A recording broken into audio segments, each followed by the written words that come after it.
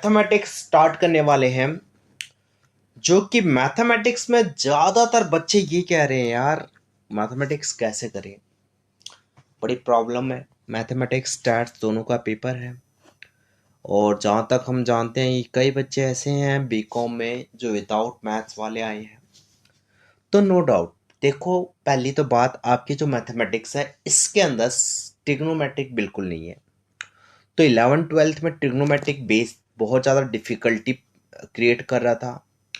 तो यहाँ पे एक अच्छा काम तो ये होता है कि बीकॉम की मैथमेटिक्स में ट्रिग्नोमेट्रिक नहीं रहती है।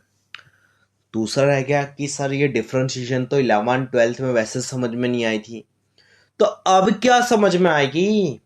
दिमाग में ये बिठा के बैठे हुए हो।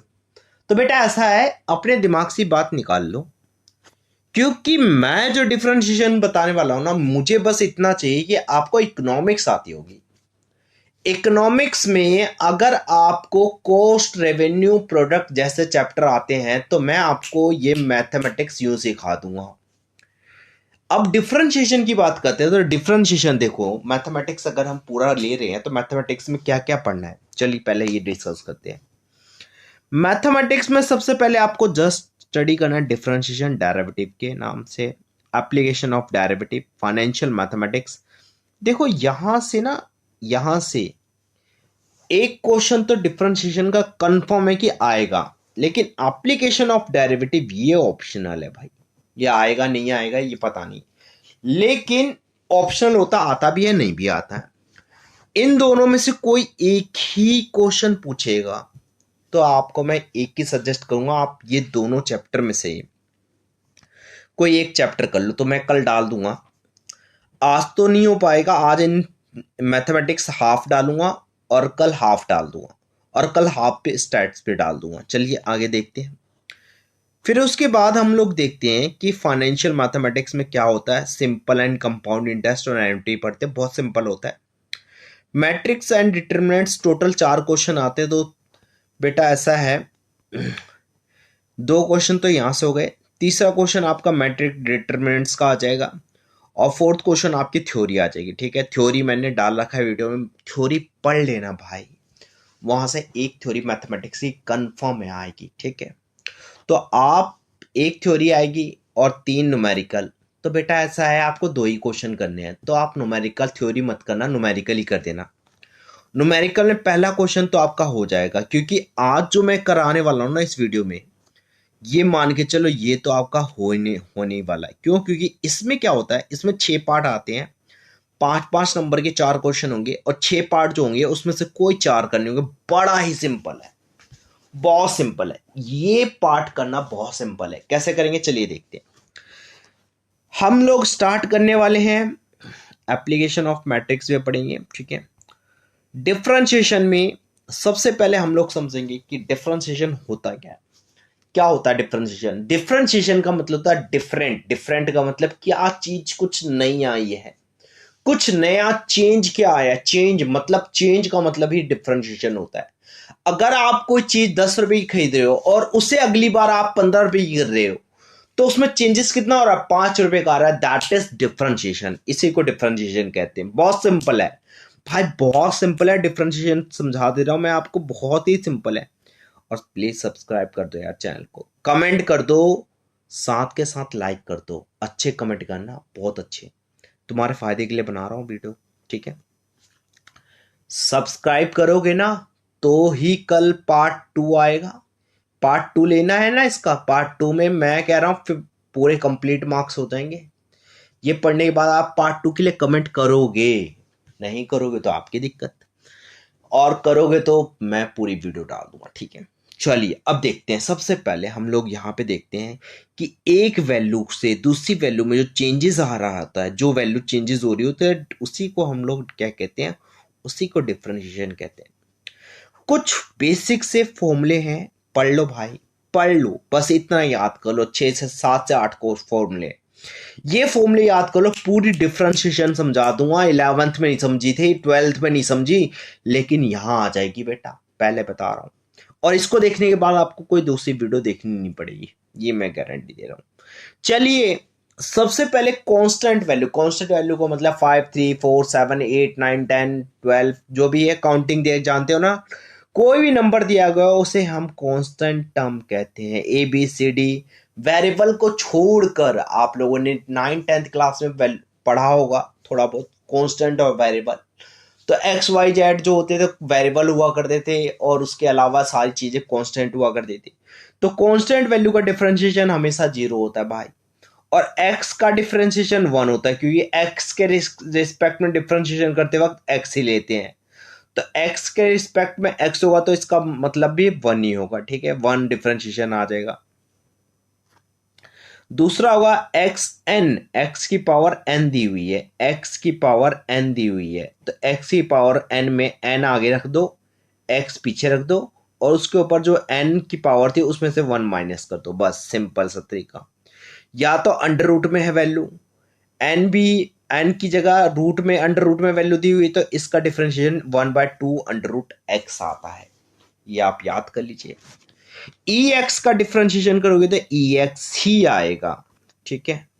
आगे देखते हैं, ए एक्स का डिफरेंशिएशन करोगे तो ए एक्स और लॉग ई ए आएगा, ए एक्स और लॉग ई ए आएगा, ठीक है।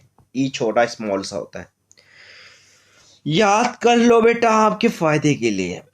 6 देखते हैं, लॉग एक्स का डिफरेंशिएशन जब हम करते हैं तो हमेशा उसका डिफरेंशिएशन 1/x होता है, ये फॉर्मूले हैं बेटा। लॉग एक्स का डिफरेंशिएशन करोगे तो 1/x आएगा, याद कर लो, रट्टा मार लो, कुछ भी करो, ये फॉर्मूले रट्टा मार लो।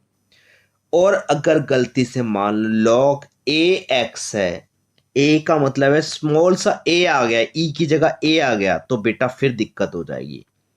फिर उस केस में 1/x और log ए ई आ जाएगा, इसका ये डिफरेंशिएशन आ जाएगा। चलिए अब आगे और चलते हैं, हम लोग लॉग की कुछ प्रॉपर्टी समझते हैं। अगर मान लो कोई लॉग के साथ वैल्यू है, उस वैल्यू के ऊपर पावर दी गई है, तो वो पावर आगे की तरफ आ जाती है, लॉग प्रॉपर्टी होती है। इसके अंदर ज्यादा घुसने की जरूरत नहीं है, बस याद कर लो। लॉग में कोई वैल्यू है, उसकी पावर दी हुई तो वो पावर आगे आ जाएगी, बस यही करना है। दूसरा हम लोग समझते हैं, अगर log एक्स वाई जेड कोई वैल्यू है, तीन वैल्यू है, तीन वेरिएबल है, तीनों वेरिएबल मल्टीप्लाई हो रहे हैं, तो आपको कुछ नहीं करना, एक बार log x, एक बार log y, एक बार log z कर देना, प्लस कर देना है, प्लस हो जाता है ये आगे यूज होगी, याद कर लो बेटा। अब हम लोग क्वेश्चन की ओर आते हैं। कुछ रूल्स होते हैं डेरिवेटिव के। अगर मान लो दो फंक्शन है, कोई भी दो फंक्शन, वैसे तो ए फंक्शन हुआ तो ये वाले फॉर्मूले अप्लाई होंगे, लेकिन अगर गलती से दो फंक्शन हो गए, u और v दो फंक्शन है, तो इनका डेरिवेटिव तो करेंगे, लेकिन उस केस में जब u इंटू में v होता है, u इंटू में v, जब u इंटू में v होगा तो बेटा उस कंडीशन में हम लोग u को कांस्टेंट रखेंगे और v का डेरिवेटिव कर देंगे, v अपॉन में dx, ये डेरिवेटिव होता है। डेरिवेटिव करने के लिए d अपॉन में dx लिखा जाता है। फिर हम लोग क्या करेंगे, v को कांस्टेंट रखेंगे और u का डेरिवेटिव करेंगे, इसे प्रोडक्ट रूल कहते हैं। प्रोडक्ट का मतलब जो दो फंक्शन मल्टीप्लाई में होता है। अब जब दो फंक्शन डिवाइड में होगा वैसे ही, तो उसे कोशेंट रूल कहते हैं, वहां पे कोशेंट रूल अप्लाई होता है। तो कुछ नहीं करना, नीचे वाली जो वैल्यू है, नीचे वाली वैल्यू उसे कांस्टेंट रख देना है और ऊपर वाली वैल्यू का डिफरेंशिएशन कर देना du, ठीक है, ठीक है। फिर माइनस कर देना है, क्योंकि डिवाइड में इसलिए माइनस करेंगे, u फिर कांस्टेंट रखना है और v का हम लोग क्या कर देंगे, डिफरेंशिएशन कर देंगे, और डिवाइड में v जो नीचे है उसी का स्क्वायर कर देना, बस ये होता है कोशेंट रूल। कोशेंट रूल की बात आ रहा है चेन रूल। चेन रूल तब अप्लाई होता है जब फंक्शन दोनों अलग अलग होते हैं। u is a function of y, y जो है sorry y is a function of u, y function है u का, यानी y के रिस्पेक्ट में u भी है और x भी है, दोनों ही है। तो जब दोनों ही दिए गए होंगे तो दोनों का डिफरेंशिएशन करेंगे, और दोनों को जब मल्टीप्लाई कर देंगे तो ऑटोमेटिक ये देखिए, ये यहाँ से du कट जाएगा और आंसर लास्ट में dy dx ही आ जाएगा, ठीक है। चलिए अब हम समझते हैं इस क्वेश्चन को। इसे चेन रूल को बाद में समझ लेना, अभी नहीं समझ में आएगा, बाद में समझ में आएगा। चेन रूल, प्रोडक्ट रूल और कोशेंट रूल, ये समझ लीजिए, ये याद कर लीजिए। अब हम लोग समझते हैं एक क्वेश्चन लेते हैं, ये पी वाई क्यू भी है बेटा, ये एग्जाम में आए हुए क्वेश्चन हैं। और ये क्वेश्चन एग्जाम में, सॉरी ये एग्जाम में क्वेश्चन नहीं आए, तो मेरी तरफ से कुछ क्वेश्चन है, फिर इसके बाद एग्जाम में आए हुए क्वेश्चंस भी करेंगे। जैसे ही वैसे ये कर लोगे तो इनफ है, एग्जाम में ज़्यादातर क्वेश्चन रिपीट होते हैं, ये क्वेश्चन आते हैं। एक्स की पावर 5 एक्स की पावर 6, तो कुछ नहीं करना, वाई का डिफ्रेंशिएशन करेंगे तो डी वाई डी एक्स हो जाएगा। ध्यान से देखिए, डी वाई डी एक्स हो जाएगा। और जैसे ही हम एक्स की 5 का डिफ्रेंशिएशन करेंगे, तो ध्यान देना, एक्स की 5 का डिफ्रेंशिएशन करेंगे तो रिस्पेक्ट में क्या है, एक्स है, तो नीचे क्या आ जाएगा, एक्स आ जाएगा। और आप सभी जानते हो जब भी हमारे पास पावर दी गई होती है, ये एन पावर है, पावर जब दी गई होती है तो पावर आगे आ जाती है और एक्स पीछे रह जाता है, और इसके पावर में से 1 माइनस कर देते हैं। सेम मैंने ऐसे ही किया, 5 आगे आ गया, पावर एक्स की पावर 5 है तो 5 आगे रख देंगे, फिर पीछे एक्स रह जाएगा, और एक्स 5 में से 1 माइनस करेंगे तो कितना आ जाएगा, 4 आ जाएगा। सेम ऐसे ही ये करेंगे, तो ये आ गया answer final. D Y D X की वैल्यू 5x की पावर 4 प्लस में 6x की पावर 5 है। आगे हम लोग देखते हैं y equal to X plus 1/x है, तो डी वाई डी एक्स हो जाएगा। ठीक है, ये हो जाएगा, x का डिफ्रेंशिएशन करेंगे, x के रिस्पेक्ट में x ही आएगा। डी 1 में x है, तो आपको तो पता है ना, 1 में x को x की -1 भी लिख सकते हैं, 9th क्लास में पढ़ा था। तो x की पावर -1 होगा तो ये इसमें चेंज हो गया, x की पावर n मान लेंगे, 1 को n मान लेंगे। चलिए, और हमने x का जब डिफ्रेंशिएशन करेंगे तो ये x से x कट जाएगा, और कटने के बाद क्या आ जाएगा, 1 आ जाएगा। इसका डिफ्रेंशिएशन करेंगे तो -1 आगे आ गया, x पीछे है, -1 में से -1 कर देंगे तो -2 हो जाएगा। ध्यान से देखिएगा, यहाँ पे x 1 माइनस प्लस माइनस हो गया। ठीक है, माइनस प्लस माइनस हो गया, और x की पावर -2 है। ध्यान दीजिएगा, x की पावर -2 है, तो ये -2 को जब प्लस में लाएंगे तो नीचे भेज देंगे, x की स्क्वायर हो जाएगा। ये 9th क्लास में पढ़ा होगा आप लोगों ने पावर को लेके। y equal to log x की स्क्वायर दिया हुआ है, तो कुछ नहीं करना, आपको डी वाई डी एक्स हो जाएगा, इसका y का डिफ्रेंशिएशन तो ये आ जाएगा, और लॉग का करेंगे तो डी लॉग x के स्क्वायर हो जाएगा। अब x अकेला नहीं है, स्क्वायर के साथ है, तो एक्स स्क्वायर पहले आएगा, नीचे आएगा इसके रिस्पेक्ट में।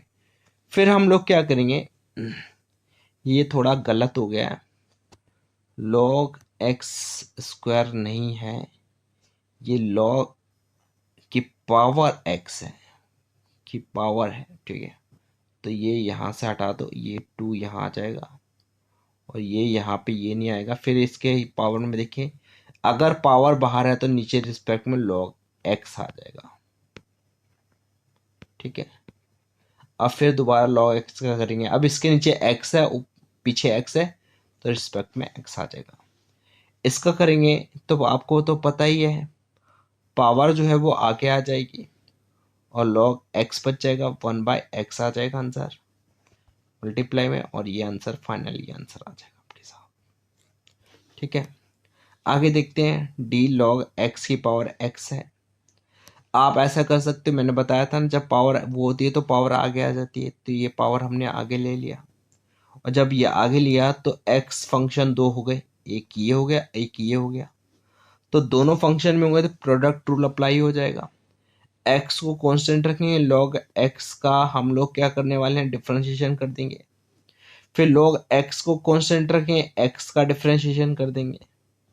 चलिए आगे चलते हैं, x बेचारा ऐसे रहेगा क्योंकि x कांस्टेंट था, log x का डिफरेंशिएशन 1/x आएगा, log x ऐसे रहेगा, और dx का डिफरेंशिएशन 1 हो जाएगा, और जब इसको मल्टीप्लाई कर देंगे तो ये आ जाएगा। क्लियर है यहाँ तक?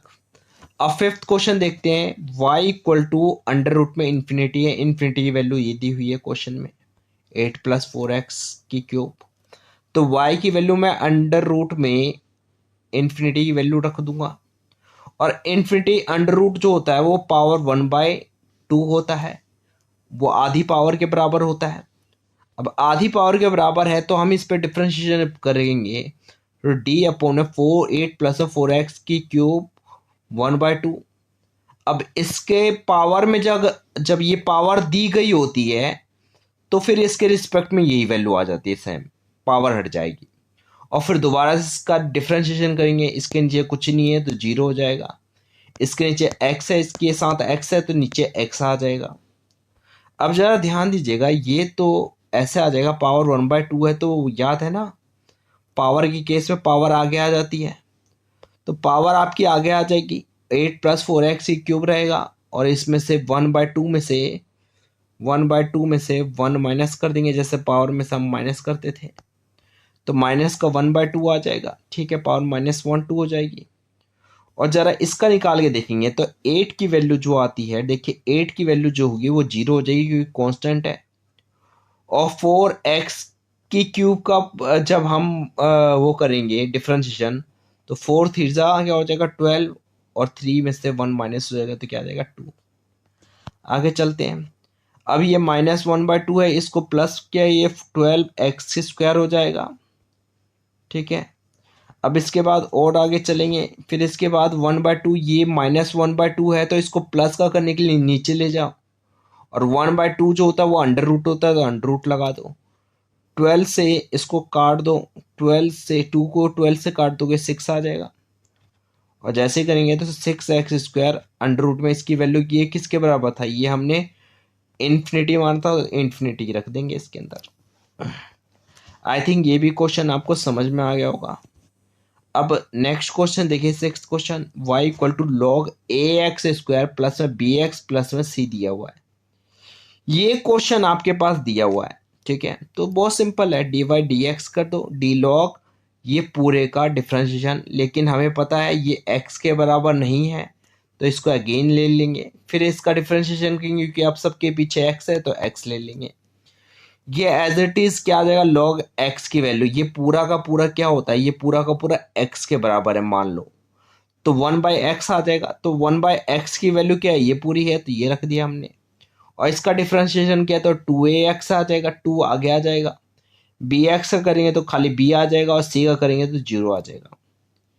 फिर इसी के साथ इसको ऊपर रख देंगे और इसको नीचे रख देंगे, ये हमारा फाइनल आंसर आ जाएगा, ठीक है। अब 7th क्वेश्चन देखते हैं, 7th क्वेश्चन में क्या दिया हुआ है, y ब्रैकेट में 1 + x² दिया हुआ है, 1 - x² दिया हुआ है, इसमें क्वेश्चन रूल लगेगा भाई, 1 - x² को आप रख दो कांस्टेंट, और इस वाले का डिफरेंशिएशन कर दो, फिर इसको कांस्टेंट रख दो, इसका डिफरेंशिएशन कर दो, ठीक है, और फिर ये नीचे वाला तो नीचे का स्क्वायर हो जाएगा, नीचे वाले का क्या कर देंगे हम लोग, स्क्वायर कर देंगे, ठीक है, स्क्वायर कर दिया, dx नीचे लिखना भूल गया, यहाँ पे लिख दिया, ठीक है। अब इसका करेंगे तो देखिए ये तो बेचारा कांस्टेंट था तो ये तो एज इट इज आ जाएगा, लेकिन इस वाले का हम करेंगे तो 1 का 0 हो जाएगा, और x² करेंगे तो 2x आ जाएगा, ठीक है, तो 0 प्लस में 2x तो 2x ही होता है, ये एज इट इज रहेगा कांस्टेंट, इसका डिफरेंशिएशन करेंगे तो माइनस का 2x आ जाएगा, माइनस माइनस क्या हो जाएगा प्लस हो जाएगा, 1 - x² इंटू 2x, और ये ऐसे है। अब इसको एज इट इज रखेंगे, जैसे ही रखेंगे तो हमें एक बात समझ में आती है, यहाँ पे भी 2x, यहाँ पे भी 2x, तो 2x हमने क्या किया कॉमन ले लिया, ये बच गया 1 - x², ये 1 + x²।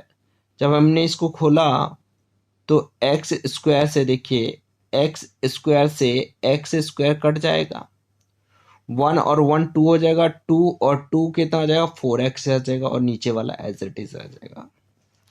आई होप आपको ये समझ में आ गया होगा। अब 8th क्वेश्चन देखिए, 8th क्वेश्चन, y = ax और log x है, यहाँ पे दो फंक्शन है, एक फंक्शन ax है और एक log x है, तो ax को कांस्टेंट रख दो, प्रोडक्ट रूल लगा दो, और log x का डिफरेंशिएशन कर दिया, log x को कांस्टेंट रखा और ax का डिफरेंशिएशन कर दिया, तो log x का डिफरेंशिएशन तो ये 1/x आ जाएगा, ये एज इट इज रहेगा। अब log x as it is रहेगा, ax का डिफरेंशिएशन करेंगे तो ये आ जाएगा, ये फॉर्मूले में बताया था मैंने, ये देख लेना, और फाइनली ये हमारे पास ये आंसर आ जाएगा, प्लस माइनस करने पर हमारे ये आंसर मिल जाएगा। चलिए और थोड़ा चलते हैं, 9th क्वेश्चन देखते हैं। अंडर रूट में a x square plus b x है, इसको चाहे तो पावर में लिख सकते हैं, तो हाफ पावर हो जाती है। अंडर रूट हमेशा, अंडर रूट जो होता है वो हाफ पावर के बराबर होता है, ये हम सभी को पता है, ठीक है। चलिए अब इसका डिफ्रेंशिएशन करेंगे, तो जब पावर होती है ऊपर, तो याद रखना जब पावर होती है तो नीचे रिस्पेक्ट में वैल्यू आ जाती है, ये वाली वैल्यू आ जाएगी, ये जो वैल्यू है ये वैल्यू रिस्पेक्ट में आ जाएगी।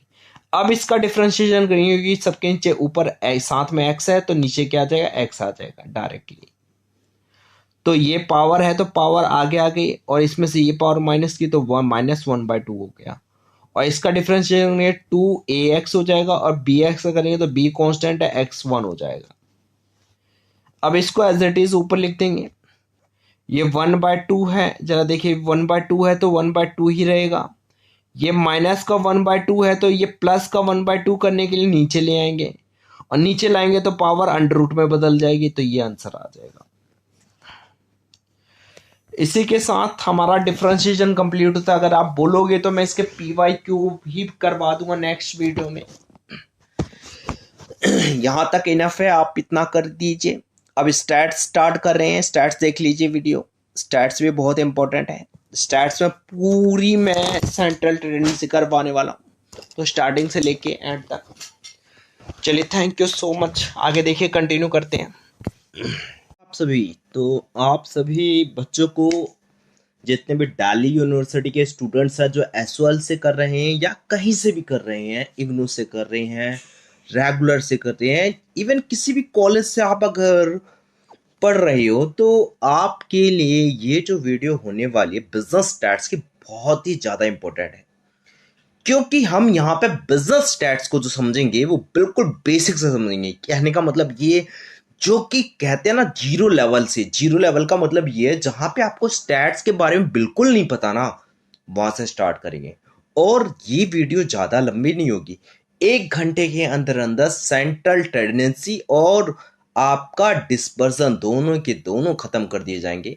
ज्यादा से ज्यादा 1.5 घंटे लग जाएंगे, 1.5 आवर। और ये बच्चों के लिए बहुत अच्छा टाइम होता है, जिस टाइम के अंदर अगर किसी बच्चे को मैं ये कहूँ, अगर कोई बच्चा 2 चैप्टर कंप्लीट कर ले, ठीक है, सेंट्रल टेंडेंसी और डिस्पर्सन, तो कितनी बड़ी बात हुई, कितना बड़ा अचीवमेंट होगा। क्योंकि यहाँ से 2 से 3 क्वेश्चन आते हैं एग्जाम में, और हर कोई जानता है ग्रेजुएशन के एग्जाम में सिर्फ 5 क्वेश्चन अटैम्प्ट करने होते हैं, एनी 5। अगर आप उसमें से 2 से 3 क्वेश्चन अगर अटैम्प्ट कर ले रहे हो इस वीडियो से, तो इससे अच्छी बात क्या हो सकती है। तो मैं आपको ये बताना चाह रहा हूं कि यहाँ पे बिजनेस स्टैट्स जो हम समझने वाले हैं बिल्कुल जीरो से समझेंगे, स्टैट्स क्या होती है उसके बारे में समझेंगे। आगे जो जो चीजें आती है, क्योंकि एग्जाम का कुछ पता नहीं होता। चाहे आप बीकॉम कर रहे हो, लेट सपोज आप बीकॉम कर रहे हो, तो बीकॉम में कुछ क्वेश्चन जो होते हैं एडवांस लेवल के पूछ लेता है, लेकिन आप बीबी कर रहे हो तो बेसिक लेवल भी पूछेगा, और एमकॉम कर रहे हो तो और ज्यादा एडवांस पूछेगा, मेन मेन चीजें पूछेगा, और एमबीए कर रहे हो तो यहाँ भी एडवांस बीकॉम लेवल तक पूछ लेता है। तो कहने का मतलब ये है, ये चीज आपको क्लियर भी होनी चाहिए। और दूसरी बात यार, ये नोट्स बड़े अच्छे हैं, बड़े प्यारे नोट्स लग रहे हैं देखने में ना, मतलब बहुत मेहनत से मैंने नोट्स बनाए हैं, ठीक है। तो काफ़ी एफर्ट्स लगे हैं, खुद से नोट किए हैं और फिर इसको कन्वर्ट किए हैं, मानोगे नहीं बहुत ज़्यादा मेहनत लगी है। तो मैं आपसे कहना चाहूँगा आप इस वीडियो को बहुत ध्यान से देखिएगा स्टार्टिंग से। चलिए स्टार्ट करते हैं नाउ, चलो स्टार्ट करते हैं बच्चों। Statics mean that gathering the information in numeric और डेटा फॉर्म। इसका मतलब क्या होता है, पहले समझते हैं बात को समझते हैं कि स्टैट्स होती क्या है। बहुत सिंपल सी लैंग्वेज में पूछेंगे, समझेंगे। बेटा स्टैट्स कुछ नहीं होती है, स्टैट्स का मतलब होता है एक नंबरों का बहुत बड़ा एक जाल बना हुआ है, बहुत सारे नंबर्स हैं और वो सारे नंबर्स एक जगह दिए गए हैं, एक जगह इकट्ठे कर रखे हैं। अब उस नंबर्स पे एनालाइज करना है, उस नंबर पे कुछ टूल्स यूज करके उनकी कैलकुलेशन करनी है, कुछ प्रेजेंटेशन करनी है, अलग अलग तरीके से एनालाइज करना। यानी अगर आपके पास कहीं भी नंबरों का इंफॉर्मेशन दी गई है, उसी को स्टैट्स कहते हैं। कुछ नहीं होता, स्टैट्स का मतलब सिंपल सा है, जहां पे नंबर्स आ गए और बहुत सारे नंबर्स दिए गए हैं, तो वो नंबरों को एक जगह इकट्ठा कर लो, वही स्टैट्स होता है। तो stats mean that gathering the information in numeric और डेटा फॉर्म। न्यूमेरिक फॉर्म में या डेटा की फॉर्म में। डेटा का मतलब होता है किसी एक पर्टिकुलर चीज़ों की डेटा। ऐसा भी नंबर उल्टे सीधे नंबर दिए हुए, किसी में नंबर एज का दिया हुआ है, किसी का वेट का दिया हुआ है, नहीं। डेटा का मतलब होता है कि एक पर्टिकुलर हेडिंग है, उसके बारे में पूरे नंबर्स लिखे हुए हैं। जैसे कि आप मान के चलो कि कहीं किसी कंट्री की पॉपुलेशन है, तो पॉपुलेशन का मतलब ये पॉपुलेशन में वो पूरी पॉपुलेशन की ही डेटा होगी, ठीक है। उसमें बर्थ रेट, डेथ रेट नहीं होगा, सिर्फ नंबर ऑफ पर्संस कितने हैं वो दिया गया होगा। चलिए अब आगे चलते हैं। सबसे बड़ी बात ये होती है डेटा प्रेजेंटेशन इन 3 फॉर्म्स। सीधी सी बात है, अगर आप डेटा की बात कर रहे हैं, अगर हमारी बात यहाँ पे खत्म हो रही है तो हम यहीं से स्टार्ट करने वाले हैं। अगर स्टैट्स की बात करते हैं कि नंबर अगर एक जगह इकट्ठे हो गए तो वो सारे के सारे स्टैट्स होते हैं या डेटा की फॉर्म में नंबर स्टेट कलेक्ट किए गए। अब बात आती है डेटा की फॉर्म में, तो डेटा है क्या? डेटा वही है, एक पर्टिकुलर हेड है, उसके बारे में इंफॉर्मेशन नंबर की फॉर्म में, दैट इज डेटा। और डेटा को प्रेजेंट कैसे किया जाता है, सारा खेल इसी का ही है। सारा खेल इसी का ही है। स्टैट्स में सिर्फ और सिर्फ सारा खेल डेटा का होता है। तो डेटा की बात करें तो डेटा जो प्रेजेंट होते हैं वो 3 फॉर्म में होते हैं। देखिए चलिए आगे चलते हैं। डेटा जो प्रेजेंट किए जाते हैं वो 3 फॉर्म में किए जाते हैं। फर्स्ट इज टेक्सुअल, और सेकंड इज टेबुलर, और थर्ड इज ग्राफिकल या डायग्रामेटिक फॉर्म। टेक्सुअल फॉर्म का मतलब क्या होता है? टेक्सुअल फॉर्म का मतलब होता है जहां पे ज्यादा इसका यूज नहीं होता है। स्टैट्स में टेक्सुअल का मतलब है टेक्स्ट में लिखे होंगे कि इसका इतना खर्चा था, इसका इतना पैसा था, इसको इतना देना था, इतना, मतलब हमें बताया गया होगा। कुछ लोग थे उनकी पॉकेट मनी ये दी हुई है, ठीक है, ऐसे ऐसे कुछ कहा गया होगा, बट इसका ज्यादा यूज नहीं होता। आते हैं सीधा टेबुलर फॉर्म का, यही मेन है। टैबुलर फॉर्म का मतलब होता है जिससे हम एक टेबल की फॉर्म में डेटा को दे देते हैं। जब डेटा इधर उधर होती है तो उस टेबल की फॉर्म में उठा के रख देते हैं। तो ये कहाँ पे होता है? Most use computing statistical tools. अगर स्टैटिकल टूल्स यूज कर रहे हो तो यहाँ पे अप्लाई करोगे। चलिए आगे देखते हैं। Tabular form. टैबुलर फॉर्म क्या होती है? टैबुलर फॉर्म ज्यादातर कई टेबल की फॉर्म में होती है, लेकिन मेन जो टैबुलर फॉर्म देखी जाती है वो होती है सीरीज टेबल। सीरीज का मतलब क्या होता है? चलिए आगे चलते हैं। सीरीज का मतलब होता है कि अगर मैं बात करूं, बहुत सारे नंबर दिए गए हैं और वो नंबर जो है एक लाइन में दिए गए हैं, दैट इज सीरीज। सीरीज का मतलब कुछ नहीं होता। सीरीज का मतलब इतना ही होता है, एक लाइन में आप खड़े हो, दैट इज सीरीज। इधर उधर खड़े हो तो वो सीरीज नहीं है। तो सीरीज की बात करें तो सीरीज 2 तरीके की होती है बेटा। सीरीज यहाँ पे 2 तरीके की होती है। सीरीज कौन कौन सी 2 सीरीज होती है? पहली सीरीज जो होती है that is individual series. Individual जिसे अनग्रुप्ड सीरीज भी कहते हैं, जिसका कोई ग्रुप नहीं होता, अकेली होती है बेचारी।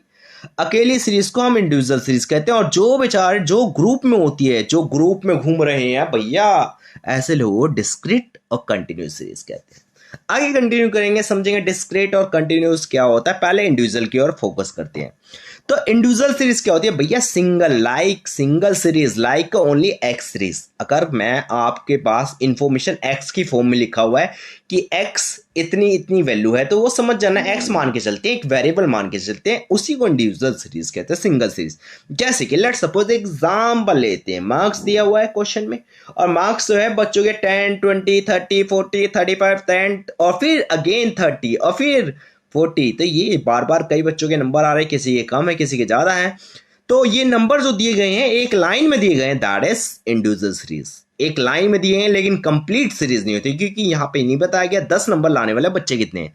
वैसे तो हमें दिख रहा है 2 हैं, 30 लाने वाले भी 2 हैं, 40 लाने वाले भी 2 हैं, 20 लाने वाला 1 है, 35 लाने वाला 1 है।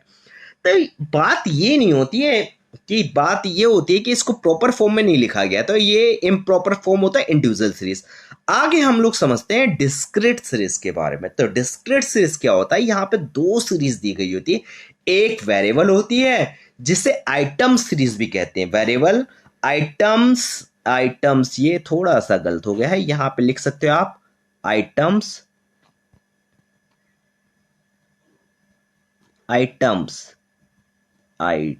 ओहो आइटम्स आप लोग लिख लीजिएगा, आइटम्स सीरीज।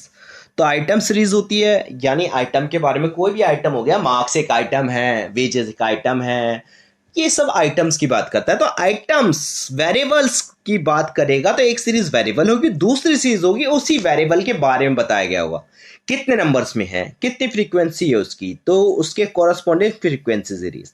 चलिए आगे चलते हैं। आगे हम लोग देखते हैं, आगे हमारा हम ये देखते हैं कि हमें क्या दिखाई दे रहा है। चलिए देखते हैं, आगे देखते हैं। एक एग्जांपल लेते हैं, जैसे कि मार्क्स दिए हुए 10, 20, 30, 40, 50, 60, 70 और मार्क्स के बारे में स्टूडेंट्स भी बताए गए। वाओ क्या बात है, ये तो कंप्लीट सीरीज है, क्योंकि यहाँ पे क्वेश्चन में क्या बताया गया, मार्क्स 10 है और उसके बच्चे भी 5 है, यानी 10 मार्क्स लेने वाले टोटल 5 स्टूडेंट है, 20 मार्क्स लेने वाले 10 है, 30 लेने वाले 12 है, 40 लेने वाले 20 है, 50 लेने वाले 15 है, 60 लेने वाले 8 है, 70 लेने वाले 6 है।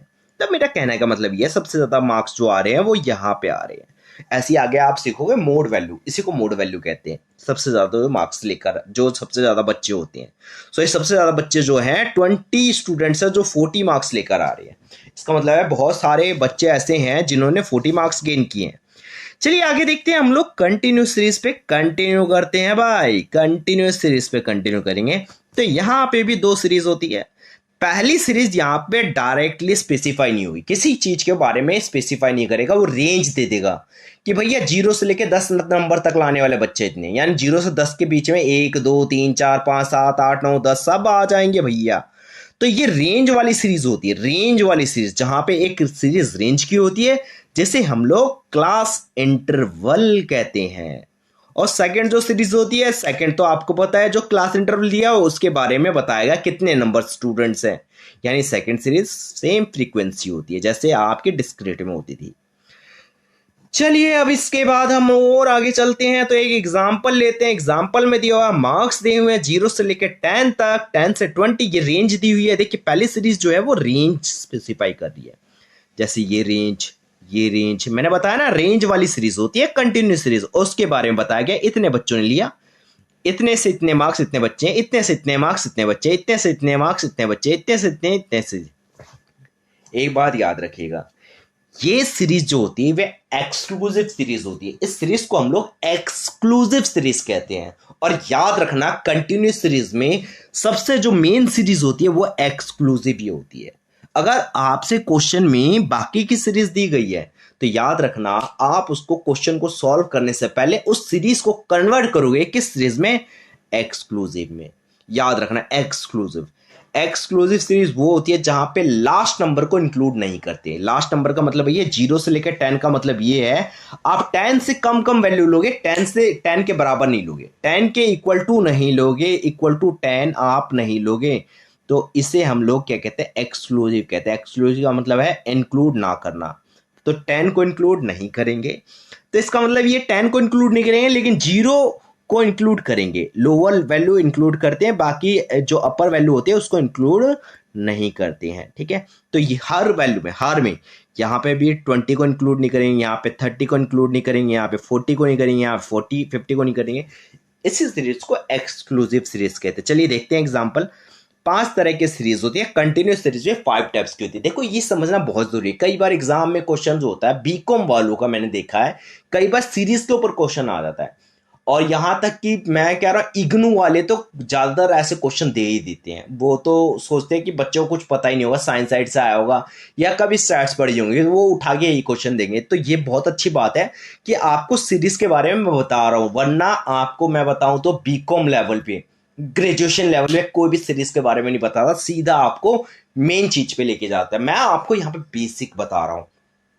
अब एक काम कर दो बेटा, बेसिक तो बता रहा हूं, साथ के साथ सब्सक्राइब कर दो चैनल को। अगर नहीं सब्सक्राइब करोगे ना बेटा, ये जो वीडियो देख रहे हो ना तुम लोग बहुत बड़े पापी हो, दुष्ट हो, या मान के चलो मेरा यूज कर रहे हो। मैं इतने अच्छे से पढ़ा रहा हूं, समझा रहा हूं, तो इसका मतलब ये है कि आपको सब्सक्राइब करना पड़ेगा। इसका फायदा ये होगा बाकी की वीडियो भी तो मिलेगी यार तुम्हें, और इतनी अच्छी अच्छी वीडियो बताऊंगा ना, इतनी अच्छी अच्छी चीजें सिखा दूंगा ग्रेजुएशन लेवल पे, ग्रेजुएशन मास्टर हर चीज लेवल पे। कॉमर्स वाले बच्चे भाई सब एक्सपर्ट कर दूंगा, क्योंकि इसका नाम ही कॉमर्स आचार्य है। याद रखना आचार्य क्या होते हैं।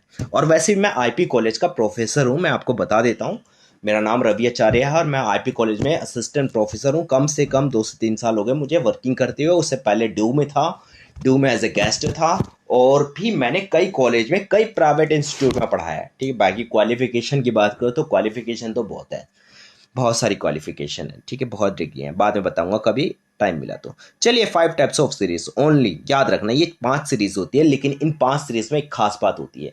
वो क्या होती है, इसकी जो पहली वाली सीरीज होगी ना वो हमेशा डिफरेंट होगी। पहले वाली सीरीज जो होती है, फर्स्ट सीरीज जो होती है वो डिफरेंट होती है। सभी में, पांचों टाइप्स की सीरीज में देखो कंटिन्यूस सीरीज जो होती है ना वो थोड़ी डिफिकल्ट होती है। कंटिन्यूस सीरीज के भी टाइप्स होते हैं, सबसे बड़ी बात होती है। और कंटिन्यूस सीरीज के टाइप्स अगर आपको पता है ना, क्वेश्चन करने में कोई दिक्कत नहीं आएगी। मुझे पता है कई बच्चों को पता भी होगा, नहीं पता है कोई बात नहीं, सीख लो, और पता है तो रिवाइज कर लो यार, कुछ अच्छा सीखने को मिल जाएगा। मुझे लगता है कि आपको कुछ तो नया सीखने को मिलेगा। तो देखिए, आप ध्यान से देखिए वीडियो को, बड़े अटेंटिव होके वीडियो को देखते रहिए।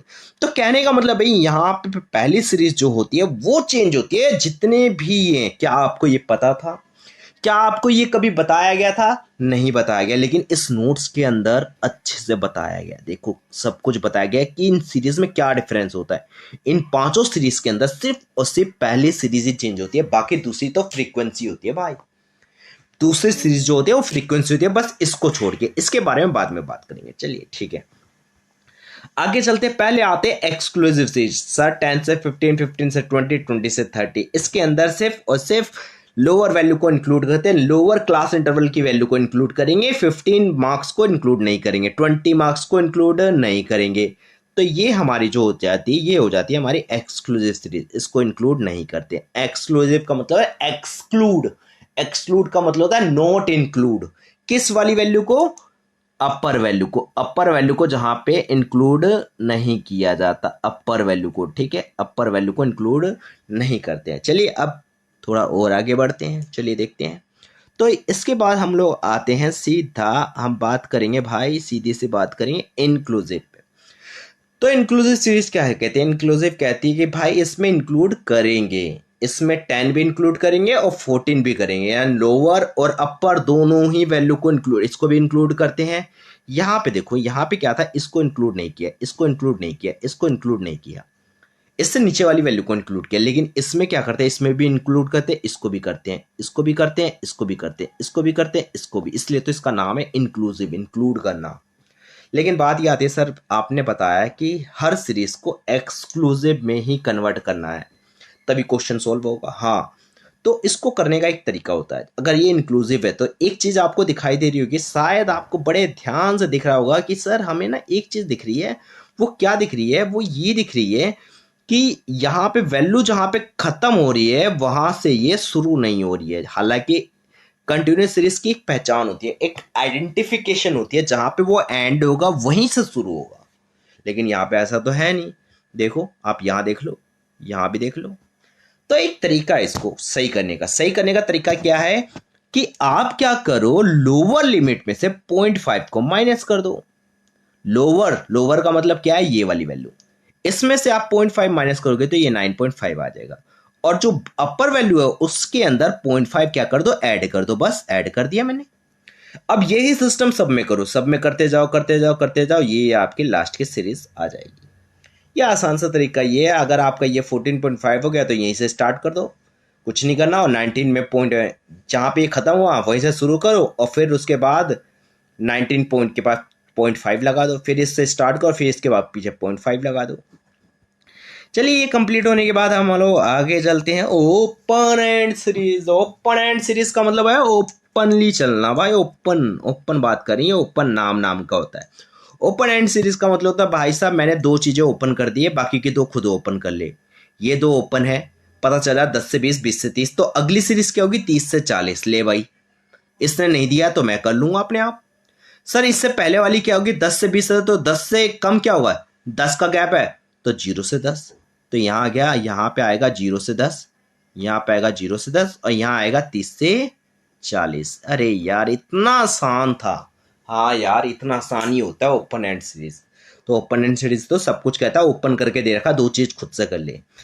चलिए आगे चलते हैं हम लोग, फिर देखते हैं आगे की ओर और देखते हैं क्या कर सकते हैं आगे। हमारा आता है एक्सक्लूसिव सीरीज में चेंज हो गया। देखो 0 से 10 हो गया, 10 से 20 हो गया, हो गया कि नहीं हो गया? 0 से 10 और ये 30 से 40 कर दिया ना। बहुत सिंपल था यार। अब आते हैं सीधा मिड वैल्यू सीरीज पे। अब मिड वैल्यू सीरीज जो होती है बेटा, ये मैं आपको बता दूं तो बेटा ऐसा है, मिड वैल्यू सीरीज थोड़ा सा डिफिकल्ट है। क्यों डिफिकल्ट है? क्योंकि इसके अंदर जो मार्क्स दिए गए होते हैं ये एक्चुअली मिड वैल्यू होती है। यहाँ पे मार्क्स नहीं लिखेगा, ज्यादातर क्वेश्चन में मिड वैल्यू ही लिखता है। तो बात ये आती है कि अगर ये मिड वैल्यू दी गई है तो मिड वैल्यू में हम लोग क्या करने वाले हैं? मिड वैल्यू तो वो वैल्यू होती है जो बीच की वैल्यू होती है। अब बीच की वैल्यू का मतलब ये, मिड के मतलब ये होता है किसी ए दो वैल्यू को डिवाइड करके निकाली गई होगी। यस, बिल्कुल वही होता है। ये अपर लिमिट, ये जो मिड वैल्यू होती है, मिड वैल्यू इसमें ज्यादा कुछ नहीं होता। यहाँ पे मिड की वैल्यू दी गई होती है, तो इस मिड की वैल्यू को चेंज करने का एक तरीका बताता हूँ। आपको क्या करना है, लोअर लिमिट निकालनी है। सबसे पहले वाली लोअर लिमिट निकाल लो, पहली वाली लोअर लिमिट निकाल दो। मैं आपको छुट्टी दे रहा हूँ, फर्स्ट लोअर लिमिट निकल जाए और सेकंड अपर लिमिट निकल जाए। फर्स्ट लोअर और फर्स्ट की अपर लिमिट कैसे निकालते हैं, ध्यान दीजिएगा। कुछ नहीं करना, आपके पास जो मिड वैल्यू दी गई होती है ना, इसका एक फॉर्मूला होता है। मिड वैल्यू जो दी गई होती है उसमें से यहाँ पे लिख लो, ऐसी अपर वाले में भी लिख लो, लोअर वाली और अपर वाले दोनों में ही मिड वैल्यू लिखनी होती है। जो कि आपके पास कितनी दी हुई है, जरा ध्यान से देखिए, ऊपर दी गई है 5। ये रही आपकी मिड वैल्यू। पहले वाली मिड वैल्यू जो है वो आपको लेनी है यहाँ पे। अगर लोअर लिमिट निकालनी है तो -1/2 इंटू गैप कर दो, और अपर लिमिट निकालनी तो उल्टा कर दो, प्लस कर दो। सेम 1/2 इंटू में गैप। गैप कितना है सर, गैप कैसे पता चलेगा कि इसके बीच गैप कितना है? आराम से देखो, 5 से लेकर 15 के बीच में गैप कितना दिख रहा है सर? 5 से लेकर 15 के बीच में 10 का है, 15 से लेकर 25 में 10 का है, 25 से लेकर 35 में 10 का है, तो 10 गैप आ गया, 10 का गैप आ गया। तो गैप है जो 10 का वो ले लिया हमने, 5 - 1/2 इंटू में 10, और ये हमारे पास क्या आ गया, 0। सेकेंड वाला क्या गया, 10। तो बस बन गया। पहला क्लास इंटरवल बनने की देरी है, फर्स्ट क्लास इंटरवल 0 से 10 है, तो ऑब्वियस सी बात है अगले जो होंगे 10 से 20, 20 से 30, 30 से 40। आप डायरेक्ट निकाल सकते, लिख सकते हो, या निकालना अगर क्या मन हो तो निकाल लेना, आंसर यही आएगा। एम का मतलब होता है मिड वैल्यू, और गैप का मतलब होता है क्लास इंटरवल के बीच का गैप। ठीक है, जो ये कन्वर्ट किया गया। चलिए आगे देखते हैं, हम लोग समझते हैं। फिर इसके बाद हम लोग समझते हैं exclusive, inclusive, open and series. ये तो हो गया था, ठीक है। तो हम लोग आगे चल रहे थे, मिड वैल्यू सीरीज हो गया था। अब क्यूमुलेटिव फ्रीक्वेंसी सीरीज आता है। देखिए क्यूमुलेटिव फ्रीक्वेंसी सीरीज क्या होता है, जरा ध्यान से सुनिएगा, इसको मैं अच्छे से समझाता हूँ।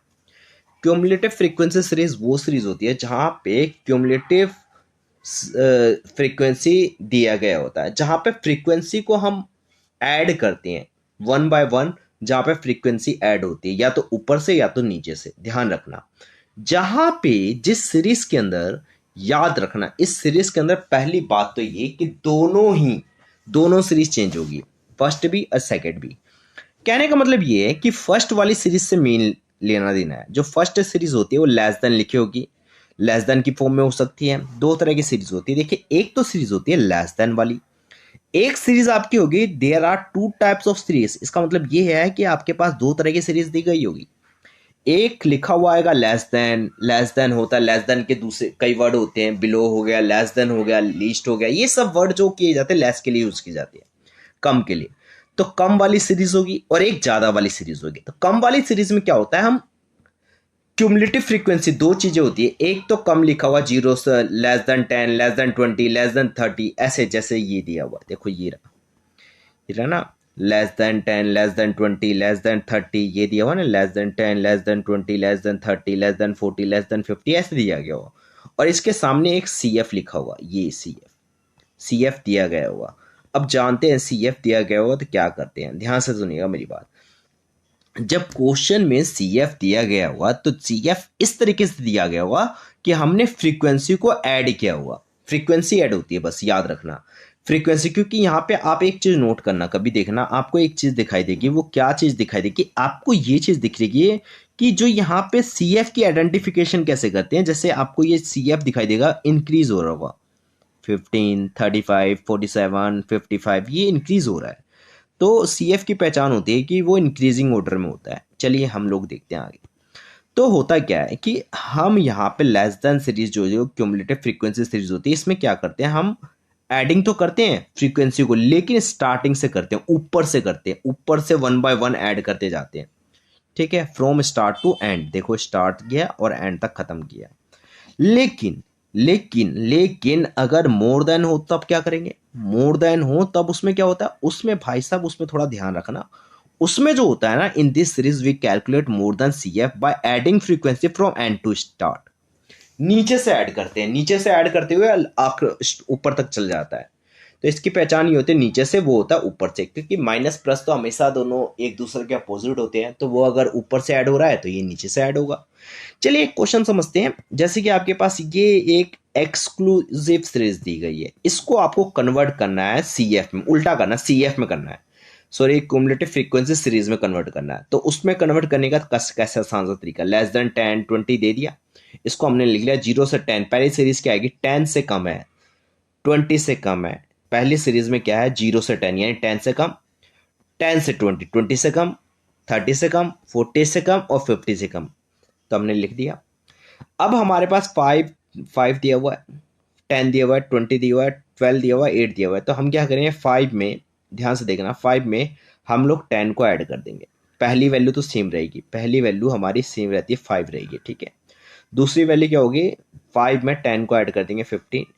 फिर जो 15 आएगा, 15 में क्या करेंगे, जो वैल्यू दूसरी तीसरी वाली वैल्यू ये वाली, इसको ऐड कर देंगे 35।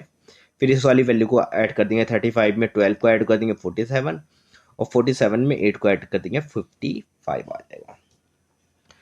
मोर देन वाली सीरीज में भैया देख लो आप लोग, मोर देन वाली सीरीज में नीचे से स्टार्ट करेंगे, नीचे से, यानी मोर देन क्या करेंगे, 0।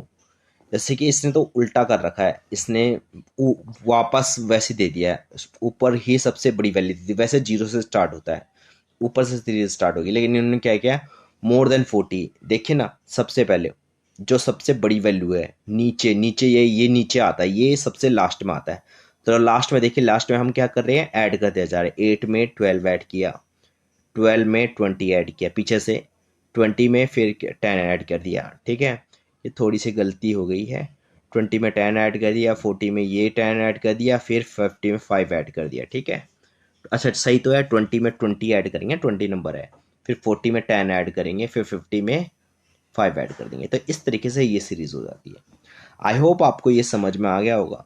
दोनों का टोटल सेम है। इसको कन्वर्ट कर देंगे एक्सक्लूसिव सीरीज में, बहुत सिंपल है। तो ये कन्वर्ट हो गया, आप करना चाहे तो कर सकते हैं, अदरवाइज छोड़ सकते हैं, स्किप कर सकते हैं, ऊपर से खाइए सबको। अब आगे हम लोग समझते हैं इस चीज को। डायग्रामेटिक प्रेजेंटेशन जब देते हैं, डायग्रामेटिक, आपका तीसरा प्रेजेंटेशन टेबल खत्म हो गया, सीरीज खत्म हो गया, अब डायग्राम आ गया। डायग्राम 3 फॉर्म में होते हैं, याद रखना, 3 फॉर्म्स होते हैं। गार्ड कितना अच्छा बना हुआ यार, मन करा, मतलब कितना देख के इतना मन खुश हो गया, ऐसा लग रहा है यार कितना अच्छा, मतलब कितने अच्छे से ये बनाया हुआ है। नोट्स देखो ना, जो मैं कह रहा हूँ ना कि जो जिसको कुछ भी नहीं आता होगा ना, वो भी सीख जाएगा यहाँ पे स्टार्ट। अगर सच बताऊं तो मेरी ये वीडियो आप 2 बार देख लेना, जिंदगी में कभी स्टैट्स पढ़ने की जरूरत नहीं पड़ेगी जिंदगी में। ये 11th के बच्चे होंगे ना, वो भी देख लेना भाई, तुम्हारे भी काम आ जाएगी। ये किसी को भी, किसी भी बंदे को स्टैट्स के बारे में नहीं पता, नहीं, यहाँ सीख लो। इतने अच्छे डायग्राम बनाए हुए हैं यार, मतलब अगर आपको पीडीएफ चाहिए होगा तो मेरा एक टेलीग्राम चैनल है, उसको ज्वाइन कर लीजिएगा, वहां पे आपको ये पीडीएफ मिल जाएगा, बहुत अट्रैक्टिव पीडीएफ है। चलिए देखते हैं डायग्राम को। जब हम डेटा की बात करते हैं, डेटा को डायग्राम के थ्रू प्रेजेंट करते हैं। डायग्राम का मतलब है चित्र दिखाना, चित्र देख के आदमी जज कर देता, हाँ भाई ये तो ऐसा है, ऐसा है। मतलब हमारे पास इतना टाइम नहीं है कि हम नंबरों को कैलकुलेट करें। नंबरों को कैलकुलेट करना, टेबल बनाने का झंझट नहीं चाहिए भाई। टेबल बन के आ गई है आपके पास, और टेबल को ऐसे प्रेजेंट करो कि टेबल देखने से पहले डायग्राम देख के समझ में आ जाए सब कुछ, टेबल देखने की जरूरत ना पड़े। पर ये बनेगा टेबल से ही, नो डाउट बनेगा टेबल से ही, लेकिन इसको ऐसा बनाओ ना कि सामने वाला देख के कहे हाँ भाई हमें समझ में आ गया, आगे नहीं समझना। वैल्यू देखेगा, ऊपर नीचे डायग्राम बना दो, उससे पता चल जाएगा हाँ कोई चीज ऊपर गई है, हाँ भाई यहाँ पे लग रहा है ये चीज हमें प्रॉफिट हो गया, बहुत ज्यादा प्रॉफिट हो रहा है। अगर कोई लाइन ऊपर जा रही है तो प्रॉफिट ज्यादा है, नीचे जा रही है तो प्रॉफिट कम है। तो ऐसे हम डायग्राम के थ्रू जब डेटा को दिखाते हैं तो ये हमारा डायग्रामेटिक प्रेजेंटेशन होता है। देखिए 3 फॉर्म होती है यहाँ पे। एक होती है आपकी ज्योमेट्रिक फॉर्म, जो ज्योमेट्री से बनाई जाती है। एक होती है फ्रीक्वेंसी डायग्राम, जिसमें फ्रीक्वेंसी डेटा होती है। और एक होता है टाइम सीरीज लीनियर ग्राफ, जो कि आप लोग 10th क्लास में ग्राफ बनाते थे, वो वाला ग्राफ, एक्स वाई वाला जो लीनियर ग्राफ होता था, वही ग्राफ है। चलिए अब देखते हैं हम लोग कैसे इसको कंप्लीट करते हैं। बार डायग्राम बार की तरह बनता है, पाई डायग्राम पाई डायग्राम। इसके अंदर ज्योमेट्रिक डायग्राम के अंदर सिर्फ 2 डायग्राम आते हैं। एक आता है आपका बार डायग्राम, जो बार के थ्रू दिखाया जाता है, बार में गैप होता है देखिए थोड़ा थोड़ा सब में। और एक होता है पाई चार्ट के थ्रू। पाई चार्ट यानी सर्कुलर डायग्राम जो बनाते थे हम लोग 9th क्लास में 6th क्लास में देखा भी होगा। चलिए, अब ये होने के बाद हम लोग फ्रीक्वेंसी डायग्राम बनाते हैं। फ्रीक्वेंसी की बात ये होती है जहाँ पे क्लास इंटरवल वाला सीरीज होती है, जहाँ पे वो खत्म होता है वहीं से शुरू हो जाता है, इसलिए इसकी खास बात होती है। बार डायग्राम का ही उल्टा जो होता है, बार डायग्राम का ही सेम हिस्टोग्राम होता है, लेकिन फर्क इतना होता है कि इसमें नंबरों के बीच गैप होने की वजह से, ये नंबरों के बीच गैप ना होने की वजह से ये चिपका हुआ होता है, और इसमें गैप होने की वजह से चिपका हुआ नहीं होता है। सेम ऐसे ये एक जॉइंट होके चल रहे होते हैं, सारे के सारे जॉइंट होके। ये पॉलीगन है, ये फ्रीक्वेंसी कर्व है, ऐसा बनता है। और ये लास्ट का जो हमारा कर्व है इसे कहते हैं ओजाइव कर्व, ठीक है, ओजाइव कर्व या ओगेव कर्व भी कहते हैं लोग। फिर आता है आपका टाइम सीरीज। टाइम सीरीज और लीनियर ग्राफ जो कि आप लोग बनाते थे 10th क्लास में। देखिए 10th क्लास में डायग्राम बनाया होगा आपने बहुत अच्छा से। तो आपको दो चीज़ें दी गई होगी, एक्स के कोऑर्डिनेट और वाई के कोऑर्डिनेट। दो कोऑर्डिनेट होंगे, दोनों कोऑर्डिनेट से डायग्राम बनाएंगे। नो डाउट अगर आपको डायग्राम नहीं आता, मैं डायग्राम नहीं कराऊंगा क्योंकि डायग्राम बहुत ईजी होता है, ये एग्जाम में बहुत कम पूछता है, ना के बराबर। तो 1% 2% चांसेस होते हैं, तो ये मैं नहीं कराने वाला, ये आप लोग खुद कर सकते हो। 6th 7th क्लास में सिखाया गया है, नो डाउट बहुत ईजी होता है। और अगर आपको सीखना ही है तो मेरे को आप कमेंट कर देना, मैं एक वीडियो बना दूंगा जिसके अंदर सारे डायग्राम होंगे, ठीक है। 10 से 15 मिनट के अंदर डायग्राम खत्म। चलिए आगे हम लोग देखते हैं, आगे हम लोग कंटिन्यू करेंगे। अब हमारा मेन चीज स्टार्ट होता है जिसका नाम है measure of central tendency. Sir ये सेंट्रल टेंडेंसी क्या होती है, सबसे बड़ी बात होती है। वेरी वेरी इंपॉर्टेंट लिख रखा है मैंने, क्योंकि बेटा इसमें से ना याद रखना, एग्जाम में यहां से कभी ऐसा होता ही नहीं है कि क्वेश्चन ना आए। क्योंकि ये चैप्टर अगर आपने सीख लिया ना, तो मैं कह रहा हूं आपने स्टैट्स को 50% सीख लिया है। यही चैप्टर ऐसा है जो बाकी के चैप्टर को इजी बना देगा। यहां पे सारे बेसिक्स होंगे, यहीं पे सारे एडवांस होंगे। बेसिक्स भी यही है, एडवांस भी यही है, और मॉडरेट भी यही है। बस फर्क इतना है कि यहां पे आपने सब चीजें सीख ली ना, तो बाकी चैप्टर तो इजी होने वाले हैं।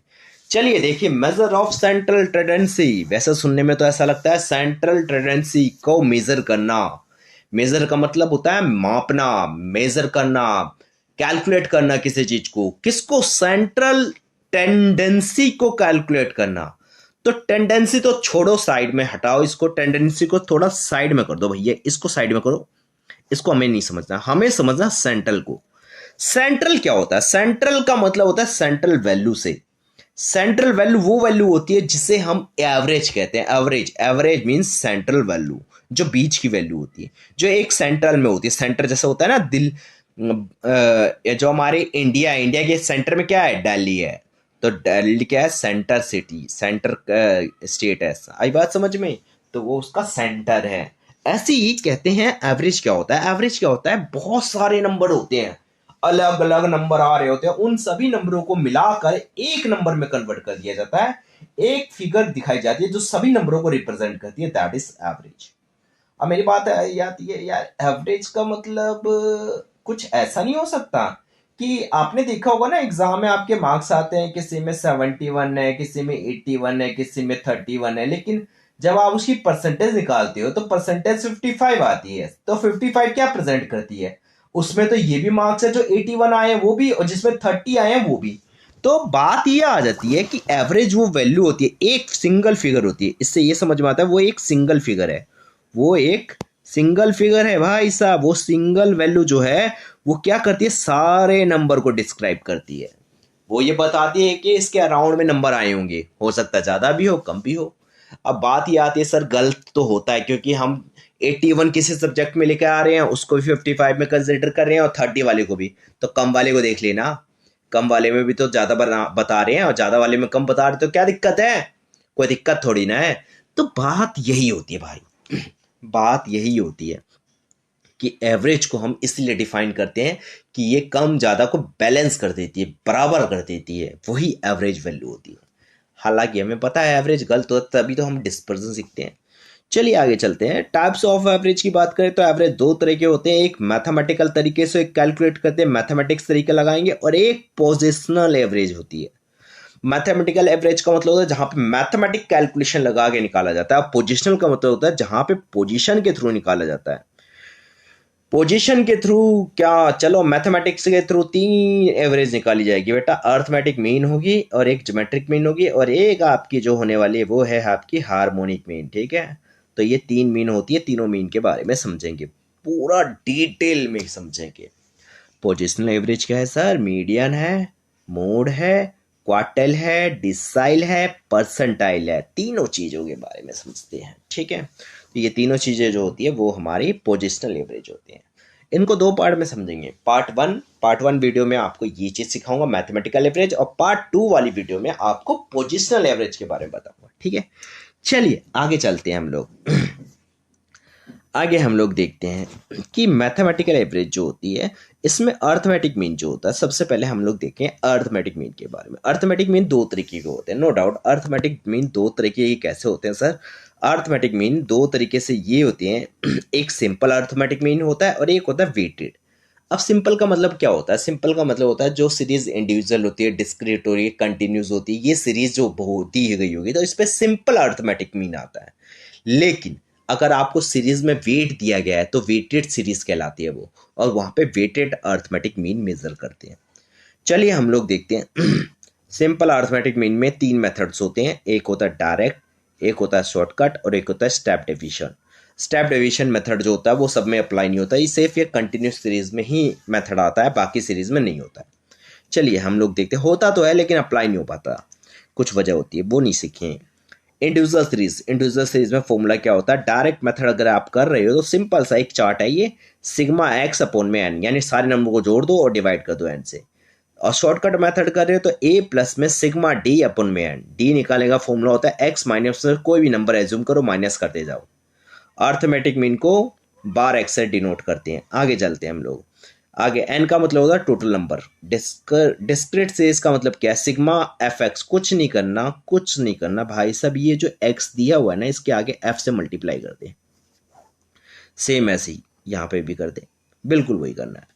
और यहाँ पे एन का मतलब होता है सिग्मा एफ, क्योंकि यहाँ पे ये कंप्लीट सीरीज होती है तो कंप्लीट सीरीज में फ्रीक्वेंसी ही नंबर को रिप्रेजेंट करती है। आगे देखते हैं, बिल्कुल यही सेम फॉर्मूला, एक्स की जगह बस आपको यहाँ पे क्या रखना है? एम रख देना है। तो एम जो होता है, एम किसको रिप्रेजेंट करता है? लोअर लिमिट प्लस में अपर लिमिट, वही एक्स ही होता है। और डी तो सेम ऐसे, ये फॉर्मूला तो बिल्कुल सेम ऐसे ही रहेगा, बस फर्क कितना होगा? डी का मतलब यहाँ पे एम माइनस ए होता है। दूसरा आता है स्टेप डिवीजन। स्टेप डिवीजन इसके अंदर जो फॉर्मूला होता है बिल्कुल डी के आगे डैश का निशान लगा दो, डी पे डैश निशान लगा दिया जाता है और इनटू में आई करते थे। डी डैश का मतलब होता है एम माइनस ए जैसे करते थे डी, और बस उसको आई से डिवाइड कर दो। और आई का मतलब जो होता है वो होता है gap of class interval, gap of class interval. चलिए आगे चलते हैं, हम लोग देखते हैं डायरेक्ट मेथड। डायरेक्ट मेथड क्या होता है? जो डायरेक्टली एक्चुअल वैल्यू को लेके चलते हैं। शॉर्टकट मेथड डिवीजन को लेके चलते हैं, जहां पे डिवीजन लिया जाता है, यानी एक्स में से ए माइनस कर दो या एम में से ए माइनस कर दो, दैट इज। और स्टेप डिवीजन कहता है डी डैश ले लो, यहाँ पे बस खत्म कहानी। चलिए अब आगे चलते हैं, हम लोग सबसे पहले अर्थमेटिक मीन देखेंगे। टॉपिक्स अर्थमेटिक मीन है तो वहां पे सिंपल अर्थमेटिक मीन आएगा, वेटेड अर्थमेटिक मीन पढ़ेंगे सारी सीरीज में, correct arithmetic mean, combined arithmetic mean, missing item और फ्रीक्वेंसी के बारे में पढ़ेंगे। मिसिंग आइटम्स यानी आइटम या फ्रीक्वेंसी दोनों मिसिंग्स होगी। ज्योमेट्रिक मीन में सिंपल ज्योमेट्रिक मीन आएगा, वेटेड ज्योमेट्रिक मीन भी आएगा, करेक्ट ज्योमेट्रिक मीन भी आएगा, वर्ड प्रॉब्लम बेस्ड क्वेश्चन भी आएंगे। अर्थ हार्मोनिक मीन में सिंपल हार्मोनिक मीन भी आएगा और साथ के साथ वेटेड हार्मोनिक मीन भी आएगा, वर्ड प्रॉब्लम बेस्ड क्वेश्चन भी आएंगे। तो चलिए करते हैं, सबसे पहले अर्थमेटिक मीन सिंपल वाला स्टार्ट करते हैं। फॉर्मूला हमने देख लिया था, तो यहाँ पे इंडिविजुअल सीरीज दी हुई है तो सिंपल सा है सर, आपने तो बताया था इंडिविजुअल सीरीज में आपको दोनों मेथड अप्लाई करने हैं, यानी आपको डायरेक्ट और शॉर्टकट दोनों मेथड देखने हैं। तो डायरेक्ट मेथड क्या कहता है सर? डायरेक्ट मेथड तो सीधा सा कहता है सारे नंबरों को जोड़ दो, सारे नंबरों का सम कर दो और सम करके उसको टोटल नंबर से डिवाइड कर दो। ओहो, ये करते हैं, चलिए देखते हैं फिर। यानी सिग्मा एक्स अपॉन में एन, तो सारे नंबरों को मैंने जोड़ दिया, चलिए देखते हैं सारे नंबरों को जब जोड़ते हैं तो क्या वैल्यू आती है। तो सारे नंबरों को जब जोड़ा तो बेटा ये हमारे पास वैल्यू जो आ रही है, सारे नंबरों को सम करने पे, सारे नंबरों का ऐड करने पे सिग्मा एक्स की वैल्यू 200 आ रही है। तो हमने क्या किया, यहाँ पे वैल्यू रख दी 200, तो यहाँ पे 200 रख देते हैं और टोटल नंबर को काउंट करते हैं तो ये नंबर टोटल बनते हैं 7 नंबर है, 7 नंबर को यहाँ पे लिख दिया। अब क्या करने वाले हैं यहाँ पे ध्यान दीजिएगा, 7 नंबर को क्या करने वाले हैं हम लोग यहाँ पे डिवाइड करने वाले हैं 7 से, बस आ गया आंसर। फिर उसके बाद शॉर्टकट मेथड देखेंगे। शॉर्टकट मेथड में आपको पता है डी निकालना होता है, तो डी निकालने के लिए हम लोग क्या करने वाले हैं, जरा ध्यान दीजिएगा। डी निकालने के लिए एक्स में से 30 को माइनस कर देंगे। तो सीधी सी बात है, एक्स में से 30 को माइनस करेंगे तो पहला तो 20 आएगा, 10 में से 30 क्या 20, 10 माइनस में आ गया ना, माइनस की वैल्यू बड़ी है, 0 10 फिर 0 फिर 20, 50 माइनस करेंगे तो 20 आएगा। और फिर क्या है, फिर उसके बाद आपका माइनस करेंगे क्या, उसके बाद माइनस करेंगे, अरे भाई तू मान जा, उसके बाद माइनस करेंगे 20, 20 माइनस करेंगे तो -10 ही आएगा। अब इसका सम कर देंगे, सबका सबका सम करते ही सिग्मा डी की वैल्यू आ गई -10। आप भी करके देख लीजिएगा। और जैसे ही आई -10 तो मैंने यहाँ पे रख दिया, ए की वैल्यू 30 मानी थी, ए मैंने 30 माना था बेटा, यहाँ देख ले जरा, यहाँ देख ले ए की वैल्यू क्या मानी है तूने, 30 मानी है। तो ए की वैल्यू जो तूने 30 ली है ना, इसको इस फॉर्मूले में पुट कर दे। तो ए की वैल्यू 30 ले, डी की वैल्यू कितनी है, सिग्मा डी की वैल्यू आई है -10, तो ये रख दिया, प्लस माइनस माइनस हो जाएगा, तो ये डिवाइड करेगा और इसको प्लस कर देगा तो ये आ जाएगा। ये डिवाइड इसको ऐसे करते काटा मारते ही तो ये क्या आ जाएगा, ये गलती हो गई, थोड़ी सी गलती हो रखी है, ये गलत है, ये आएगा 1 और 1.428 आ जाएगा, ठीक है। तो 1.428 माइनस कर दे तो ये तेरे पास आंसर आएगा 28.572 आ जाएगा, ठीक है। अगर कहीं प्लस माइनस में हो तो आप ठीक लिख कर लेना, यहाँ तक ठीक है, ठीक है, प्लस माइनस हो सकता है गलती। नेक्स्ट आता है आपका डिस्क्रीट सीरीज। तो डिस्क्रीट सीरीज में क्या करने वाले हैं भाई साहब, डिस्क्रीट सीरीज में भी हम लोग अप्लाई करने वाले हैं अर्थमेटिक मीन को, दोनों मेथड से निकालेंगे। जैसे पहला मेथड अप्लाई करते हैं, एक्स सीरीज दी हुई है, एफ सीरीज दी हुई है, तो दोनों को मैंने लिख लिया, एक्स को लिख लिया, ये एक्स है और ये एफ है, सीधा शॉर्टकट में लिख लेता हूँ, और इन वैल्यू को 1 बाय 1 मैंने यहाँ पे नोट कर दिया, ठीक है। चलिए ये काम अच्छा हुआ। अब क्या करो, एक्स को, पहला मेथड तो डायरेक्ट होता है। डायरेक्ट मेथड क्या कहता है सर, डायरेक्ट मेथड बहुत सिंपल होता है, वो कहता है अर्थमेटिक मीन निकालना है सिग्मा एफ एक्स अपॉन में एन। तो हम देख लेते हैं, सिग्मा एफ और एक्स को मल्टीप्लाई कर देते हैं, सिग्मा एफ एक्स की वैल्यू जो आएगी वो ये आ जाएगी और सिग्मा एफ की वैल्यू ये आ जाएगी, तो इसी को एन कहते हैं। तो बस कुछ नहीं, इसको डिवाइड कर दो, ये आ गया आंसर। तो ये तो बहुत सिंपल था, हो गया। आगे देखते हैं, फिर उसके बाद होता है शॉर्टकट। शॉर्टकट का formula a plus sigma f d upon में एन की वैल्यू होती है, ये फॉर्मूला हो जाता है। तो चलिए इसके लिए डी की रिक्वायरमेंट पड़ेगी, तो डी निकालते हैं। डी निकालने के लिए एक्स में से एक नंबर एज्यूम कर लेंगे, यानी एक्स में से जो नंबर एज्यूम करेंगे वो है 30, ये वाला नंबर हमने एज्यूम कर लिया, ठीक है। तो ये नंबर माइनस किया तो -20 आया, पहले का -10 फिर प्लस का 10 फिर 20, ये करके देख लीजिएगा। और एफ को डी से मल्टीप्लाई कर दो, एफ को डी से मल्टीप्लाई कर दो जस्ट फॉर, ये आ जाएगा। बस प्लस माइनस करेंगे तो ये आपके पास -50 वैल्यू आ जाएगी। अब कुछ नहीं करना आपको, ये -50 आपको यहाँ रख देना है फॉर्मूले के अंदर, और डिवाइड में 55 जो है, और ये माइनस कर देंगे तो ये हमारे पास वैल्यू आ जाएगी 29.09। आई थिंक यहाँ से भी यही आ रही है, यहाँ से भी यही आ रही है। क्लियर है यहाँ तक? यहाँ तक क्लियर होगा भाई। अगर किसी को कोई चीज़ क्लियर ना हो तो आप लोग कमेंट कर सकते हो भाई, मैं रिप्लाई दूंगा। अब मेरा टेलीग्राम चैनल है, वहाँ पे जाके आप ज्वाइन कर सकते हो, वहाँ पे डाउट्स पूछ सकते हो। फ्री ऑफ कॉस्ट है, सब कुछ फ्री ऑफ कॉस्ट है, समाज सेवा हो रही है, ठीक है। बस सब्सक्राइब कर दो भाई साहब, सब्सक्राइब कर दो, पीडीएफ फ्री में दूंगा। अगर मेरे वीडियो पे 1000 सब्सक्राइबर हो गए ना, पीडीएफ फ्री में मिल जाएगी, सारे स्टैट्स के पीडीएफ फ्री में दे दूंगा, इतने अच्छे नोट्स बनाए हुए, वरना यहीं से आपको देखना पड़ेगा। आगे देखिए, क्वेश्चन नंबर 3 है भैया, मार्क्स दिए गए हैं, फाइंड अर्थमेटिक मीन बाय तीनों मेथड से, तीनों मेथड से निकालना। तो क्लास इंटरवल लिख लिया, एफ लिख लिया। सबसे पहले एम निकाल लो। एम निकालने के लिए क्या करो, क्लास इंटरवल में लोअर और अपर दोनों को प्लस करो, 2 से डिवाइड कर दो, बस आ गई वैल्यू ये। तो ये वैल्यू यहाँ तक आ गई है, यानी 0 10 प्लस 0 और प्लस 10 डिवाइड बाय में 2 अगर मैं कर देता हूँ तो ये मेरी वैल्यू क्या आएगी, ये मेरी 5 वैल्यू आ जाएगी, ठीक है। तो ये वैल्यू आ जाती है। तो मैंने क्या किया, इसको डिवाइड करके निकाल लिया। और दूसरा वैल्यू निकालने के लिए ये सब फॉर्मूला नहीं लगाने वाला। गैप देख लो, 10 का है तो 10 ऐड कर दो, इसमें भी 10 ऐड कर दो, इसमें भी 10 ऐड कर दो, इसमें भी 10 ऐड कर दो। बस सिंपली एफ और एम को मल्टीप्लाई कर दो, ये आ गया वैल्यू। और इस वैल्यू का टोटल करेंगे तो ये आ जाएगा, एफ एम की वैल्यू आ जाएगी 1475 और n की वैल्यू 55 है। बस इसको उठा के डिवाइड कर दो, आंसर आपके सामने होगा। आंसर आपके सामने है, डायरेक्ट मेथड। शॉर्टकट मेथड करे तो शॉर्टकट मेथड क्या कहता है भाई? शॉर्टकट मेथड तो सीधा कहता है a plus sigma f d upon में एन। डी निकालने के लिए एम में से ए को माइनस करना पड़ेगा। अब चलिए डी ही निकाल लेते हैं। पहले डी ही को ही निकाल के साइड करते हैं। चलिए देखते हैं डी कैसे निकालेंगे। तो डी निकालने के लिए हम लोग क्या करेंगे? एम में से ए को माइनस करेंगे, यानी ए क्या ले रहे हैं? ए की वैल्यू जो ले रहे हैं वो ले रहे हैं हम लोग 25। इसको हमने माइनस कर दिया, 25 लिया है। हाँ 25 ले लिया, ठीक है। 25 में से 25 माइनस किया, 20 आ गया। माइनस का 10 आ गया, 0 आ गया, 10 और ये 20 आ गया। अब f को d से मल्टीप्लाई कर दो। f को d से मल्टीप्लाई करेंगे तो एफ डी की वैल्यू आ जाएगी। सो सिग्मा एफ डी कितना आ जाएगा? 100 आ जाएगा, ठीक है। तो ये सिग्मा एफ डी 100 आ गया, तो मैंने यहाँ पे लिख दिया। 100 को 55 से डिवाइड करेंगे, 25 ए माना था, तो ये हमारे पास ये वैल्यू आ जाएगी। सेम वैल्यू आंसर आ जाएगा। अब हमें एफ डी डैश निकालना है। डी डैश निकालने के लिए हमें क्या करना पड़ेगा?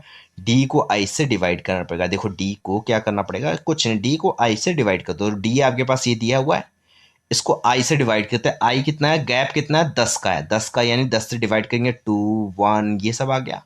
फिर एफ को डी से मल्टीप्लाई कर देंगे। अब एफ को डी डैश से मल्टीप्लाई करेंगे तो ये हमारे पास ये वैल्यू आ जाएगी। और इसको वो कर देंगे, एफ डी डैश की वैल्यू कितनी आ जाएगी? ये हमारे पास एफ डी डैश की वैल्यू 10 आ गई। अब इसी 10 को हम लोग क्या करने वाले हैं भाई? देखो इसी 10 की वैल्यू को हम लोग क्या करने वाले हैं? यहाँ पर रखने वाले हैं। तो यहाँ पर रख दिया 10 डिवाइड बाई 50 और गैप कितना है? आई, जो आई का मतलब होता है गैप। गैप जो है वो आपके पास 10 है, तो 10 कर दिया। ये किया, ये आपके सामने आंसर आ गया। तो आपको क्लियर हो गया होगा तीनों मेथड्स। अब हम लोग वेटेड अर्थमेटिक मीन करेंगे, ठीक है। तो आप लोग थोड़ा सा रिलैक्स कर लो, आराम से थोड़ा सा रिलैक्स कर लो, फिर 5 मिनट बाद दोबारा वीडियो स्टार्ट कर लो, ठीक है। तो थोड़ा सा रेस्ट करो और फिर 5 मिनट बाद स्टार्ट करो, ठीक है। तो हम लोग स्टार्ट करें वेटेड अर्थमेटिक मीन। चलिए करेंगे वेटेड अर्थमेटिक मीन की बात करें तो देखो, अब आप लोगों ने कहीं ना कहीं रेस्ट ले लिया होगा, थोड़ा 5 मिनट का रेस्ट हो गया होगा, 10 मिनट का। तो अब आ जाते हैं वापस वेटेड अर्थमेटिक मीन पे। सर ये वेटेड अर्थमेटिक मीन होता क्या है? पहली तो बात ये, एक सिंगल मेथड, मैं कहता हूँ एक सिंगल मेथड, यहाँ पे कोई आपको अलग से मेथड नहीं करनी है। यहाँ पे 2 सीरीज होगी, एक एक्स वाली और एक डब्लू वाली। एक एक्स वाली और एक डब्लू वाली। जैसे कि वहां पे देखते थे ना हम लोग, एक चीज देखते थे, तो वहां पे एक सीरीज होती है फ्रीक्वेंसी वाली। तो बस कुछ नहीं है, यहाँ पे फ्रीक्वेंसी की जगह डब्लू आ गई, रिप्लेस हो गया, डब्लू सीरीज आ गई है। तो एक्स तो वैसी रहेगी, एक्स जो है वो वही, यहाँ पे भी वही है, वही वाली सीरीज है जो वहां पे भी थी, बस एफ की जगह डब्लू रिप्लेस हो जाएगा। अब देखते हैं कैसे करेंगे इस क्वेश्चन, इसके क्वेश्चन कैसे आते हैं। जैसे कि इसका सिंपल सा एक फॉर्मूला है जो कि हम लोग देख रहे हैं। चलिए आगे देखते हैं हम लोग, इसका फॉर्मूला देखते हैं। एक sorry question formula sigma W x upon में सिग्मा डब्ल्यू, ठीक है, एन भी लिख सकते हो। अब बात ये आती है, सर ये जो क्वेश्चन है वो क्या कह रहा है? क्वेश्चन कह रहा है marks of different subjects. English में 46% है, स्टैट्स में 67% है, ऐसे इकोनॉमिक्स के मार्क्स दिए गए हैं। जो हमारे इकोनॉमिक्स में मार्क्स आ रहे हैं वो है 58% और कॉस्ट अकाउंटिंग में 72% आए हुए हैं। तो इस तरीके से हमारे ये मार्क्स है। इनकम टैक्स में 53% है। क्वेश्चन कह रहा है if double weights to marks in English, अगर इंग्लिश में डबल वेट हो जाए, मार्क्स का वेटेज जो है डबल हो जाए और स्टैट्स में भी डबल हो जाए, बाकी सारे सब्जेक्ट्स हैं, यानी बाकी सारे सब्जेक्ट में 1-1 रहेंगे, इसमें डबल हो जाएंगे। तो वेट तो यहाँ पे दिया नहीं, लेकिन वेट के लिए हिंट दे दिया है। हिंट उन्होंने क्या दिया वेट के लिए? उन्होंने हिंट ये दे दिया है कि क्वेश्चन में वेट नहीं है, कोई बात नहीं, सब्जेक्ट्स लिख लिए, इंग्लिश लिख लिया, स्टैट्स लिख लिया, सारे सब्जेक्ट्स हमने लिख लिए और सारे सब्जेक्ट में परसेंटेज जो आई हुई थी वो सारे यहाँ पे लिख लिए 1 by 1। अब वेट हम इसको दे देंगे, इसको जैसा क्वेश्चन कहता है डबल वेट देना है 2 को, इंग्लिश को डबल, स्टैट्स को डबल, तो डबल 2 दे दिया और बाकी सबको 1-1 दे दिया। तो सिंपली क्या करो, एक्स और डब्ल्यू को मल्टीप्लाई कर दो। बहुत सिंपल होता है ये। वैसे तो बच्चे करते नहीं है, ज्यादातर बच्चों को आता ही नहीं है, क्योंकि ये वैसे होता तो इजी है, लेकिन ज्यादातर बच्चे इस पे ध्यान नहीं देते हैं। तो आपको ध्यान देना है, अगर एग्जाम में आ गया तो आपको ये अटेम्प्ट करके आना है, ठीक है। चलिए आगे देखते हैं। तो एक्स मीन निकालने के लिए हमारे पास डब्ल्यू दिया हुआ है, तो सिग्मा डब्ल्यू एक्स मल्टीप्लाई कर दिया और डब्ल्यू एक्स का टोटल जो आ रहा है 409 आ रहा है और डब्ल्यू का टोटल आ रहा है 7। तो कुछ नहीं करना, इसको इससे डिवाइड कर दिया, आ गया answer, you got the answer. So हमारा ये क्वेश्चन भी कंप्लीट होता है। अब हम लोग आते हैं करेक्ट अर्थमेटिक मीन की ओर, ठीक है। थर्ड पार्ट है correct arithmetic mean. Correct arithmetic mean का मतलब होता है वो अर्थमेटिक मीन जो गलती से आपने रॉन्ग निकाल दिया, उसको करेक्ट करना है। तो गलती से यही होगा ना, कोई नंबर आपने गलत ऐड कर दिया हुआ और एक सही गलत नंबर ऐड कर दिया हुआ, तो करना क्या है, उस नंबर को हटा दो और सही नंबर को जोड़ दो। तो सिंपल सी बात। ये क्या कह रहा है जरा ध्यान दीजिएगा, यहां पे क्वेश्चन में करेक्ट अर्थमेटिक मीन निकालने का फॉर्मूला क्या होता है, correct sigma x divide by में एन। करेक्ट करेक्ट ये हटा दो, correct sigma x divide by में एन होता है, ठीक है। तो करेक्ट सिग्मा एक्स यानी एक्स का टोटल, देखो आपके पास एक एरर वाला रॉन्ग वाला सिग्मा एक्स दिया गया होगा, ये निकाल लेना। सिग्मा एक्स का मतलब है ये नंबरों का टोटल है, टोटल नंबर ये दिए हुए हैं, जो गलत नंबर, इसमें एक नंबर गलत है जो इंक्लूड है, तो उस गलत नंबर को यहां से हटा दो और जो सही वाला नंबर है उसको जोड़ दो, बस आ गया ये। और इसको डिवाइड कर दो, आंसर करेक्ट मीन आ जाएगा।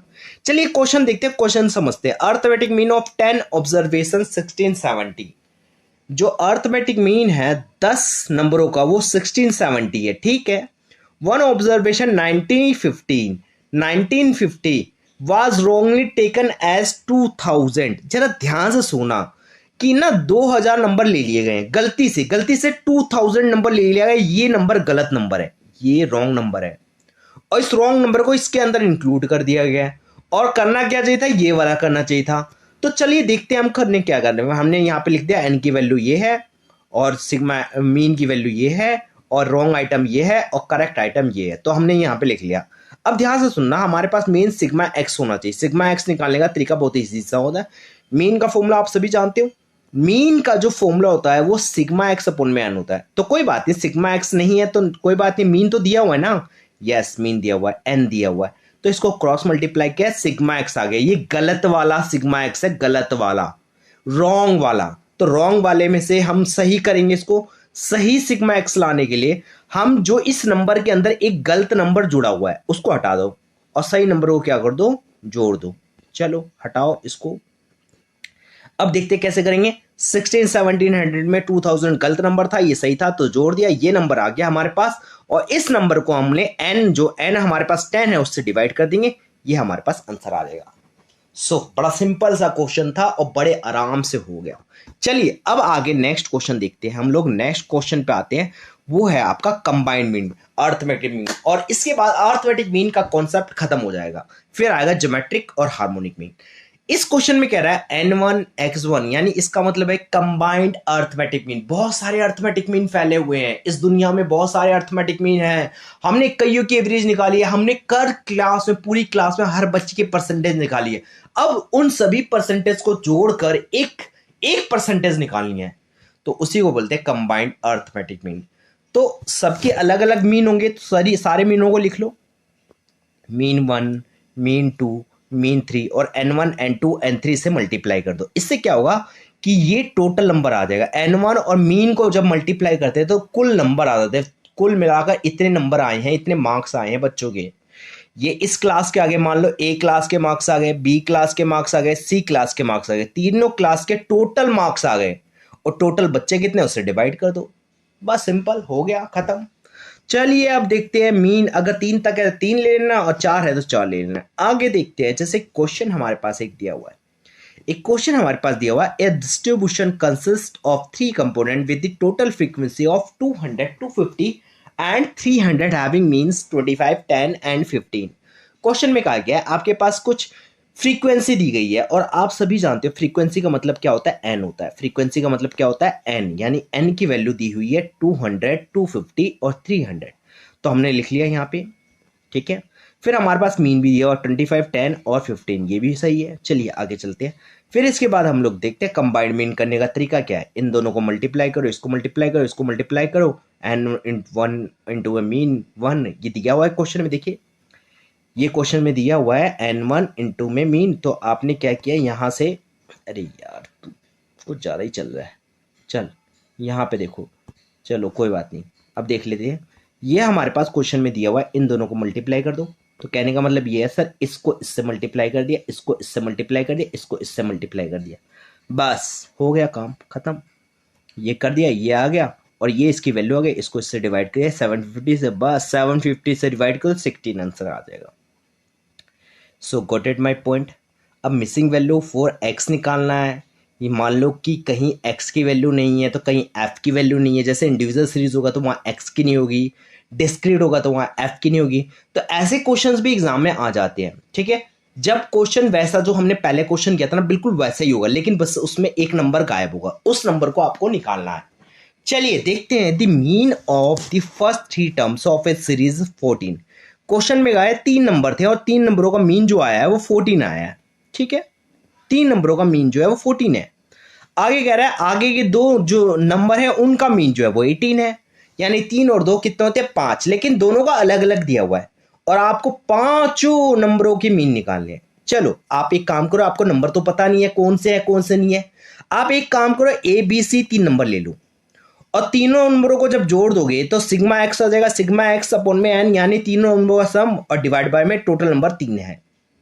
इक्वल टू में मीन कितना है इसका, क्वेश्चन में क्वेश्चन ऐसा मेंशन कर रहा है, क्वेश्चन कह रहा है कि भैया ऐसा मीन जो है, मीन की वैल्यू 14 है, 14 दी हुई है, ठीक है। तो 14 आप रख लोगे इक्वल टू में, इक्वल टू में 14 रख दिया तो ये इक्वल टू में 14 आ गया। तो इक्वल टू में 14 है तो इसको रख के और इसको क्रॉस मल्टीप्लाई कर देंगे, 42 आ जाएगा। इसको मान लेंगे फर्स्ट इक्वेशन। अब इसके बाद 2 टर्म्स है, दोनों टर्म्स को डी और ई मान लो, और डी और ई मानते इन दोनों टर्म्स को, डी और ई का सम जो है इक्वल टू 18 है। क्वेश्चन ऐसा कह रहा है, उस क्वेश्चन ऐसा कह रहा है मीन जो है इन दोनों का डी और ई डिवाइड बाय 2 करेंगे तो मीन आ जाएगा। इसकी वैल्यू कितनी है 18 है, क्वेश्चन ऐसा कह रहा है, ठीक है। आप फिर ऐसे ही करो, फिर इसकी वैल्यू भी 36 आ गई, ठीक है। तो हमारे पास क्या आया 3 नंबरों का, अगर हमने 3 नंबर देखे तो 3 नंबरों का जो सम आया 42 आया, 2 नंबरों का सम जो आया 36 आया। तो टोटल 5 नंबरों का, यानी A B C D E, total अगर मैं पांचों नंबर ले लूं तो पांचों number A B C D E, पांचों नंबर ले लिए मैंने। पांचों जब नंबर लिए तो पांचों नंबर में ए 3 नंबर के लिए तो ये है 42 और 2 नंबरों के लिए ये है, तो दोनों नंबर को जोड़ देंगे तो कितना आएगा 78। टोटल नंबर कितने हैं 5 है भाई, 5 है तो 5 से डिवाइड कर दो, ये आपके पास आंसर आ जाएगा। आई थिंक आपको समझ में आ गया होगा। ये एग्जाम में ऐसे क्वेश्चंस आते हैं, बहुत इंपॉर्टेंट क्वेश्चन है, अच्छे से कर लीजिएगा। अगला आता है 8th क्वेश्चन। अब ये आ गया भाई क्लास इंटरवल वाला, ये क्वेश्चन बड़ा डिफिकल्ट क्वेश्चन है था, एग्जाम में आते हैं question. Find the missing value of frequency, आपको एफ की वैल्यू निकालनी है इफ अर्थमेटिक मीन इज 35। बहुत सिंपल है, 35 है अर्थमेटिक मीन। हम ऐसे क्वेश्चनों में डायरेक्ट मेथड नहीं लगाएंगे, शॉर्टकट मेथड लगाएंगे और इसी नंबर को एज्यूम करेंगे, यहाँ के एम को ही एज्यूम करेंगे, इससे 0 हो जाएगा। चलिए देखते हैं कैसे करेंगे। सबसे पहले हमने क्लास इंटरवल लिखा, क्लास इंटरवल के बाद हमने क्या लिख दिया, क्लास इंटरवल के बाद जो क्वेश्चन में फ्रीक्वेंसी है वो लिख दी, ठीक है। क्लास इंटरवल फ्रीक्वेंसी दोनों को प्लस किया, 2 से डिवाइड किया, मिड वैल्यू आ गई, ठीक है। अब डी निकालने के लिए हम एम माइनस में से कोई नंबर एज्यूम करेंगे। नंबर क्या एज्यूम करेंगे, ये वाला नंबर एज्यूम कर लेंगे। क्यों, क्योंकि एक्स के सामने जो नंबर होगा उसी को एज्यूम करते हैं, वो आसान होता है। तो ये आ गया और ये 0 आ गया। अब एफ को डी से मल्टीप्लाई कर देंगे तो ये नंबर आ जाएंगे, ठीक है। 540 आ गया। अब माइनस 540 आ गया तो हमने क्या किया, 45 जो एज्यूम किया था वो यहाँ पे रख लिया, 45 जो वैल्यू मैंने एज्यूम किया वो यहाँ रख ली, ठीक है। और माइनस 540 यहाँ लिखी थी, डिवाइड बाय में 46। इसका जब टोटल करेंगे सिग्मा एफ करेंगे तो ये आ जाएगा। अब इसको हमने डिवाइड में ले लिया। अब प्लस का 45 35 के पास जाएगा तो क्या हो जाएगा, 35 के पास माइनस हो जाएगा और ये बेचारा अकेला बच गया। अब इसके पास देखा तो यहाँ 10 बच गया। इसमें से जब हमने इसको माइनस किया तो हमारे पास क्या है 10 आया, और 10 यहाँ पे ये है तो इसको क्रॉस मल्टीप्लाई कर दो। क्रॉस मल्टीप्लाई कर दोगे तो ये इससे मल्टीप्लाई हो जाएगा, और इससे मल्टीप्लाई होने के बाद ये वैल्यू आ जाएगी ये, और इसमें से क्या करेंगे माइनस का 460 यहाँ भेज देंगे तो ये आपका प्लस का 460 हो जाएगा। माइनस 10x बच गया, इसमें से माइनस किया तो माइनस 80 आ गया, और ये माइनस का 10 डिवाइड में चला गया और x की वैल्यू कितनी आ गई 8 आ गई। तो यहाँ पे जाके हमारा ये मिसिंग वाला ये क्वेश्चन भी कंप्लीट हो जाता है। फिर हमारे स्टार्ट होता है geometric mean. No doubt geometric mean जो होता है बहुत सिंपल, एक तो सिंपल होता है, एक वेटेड अरिथमेटिक मीन होता है।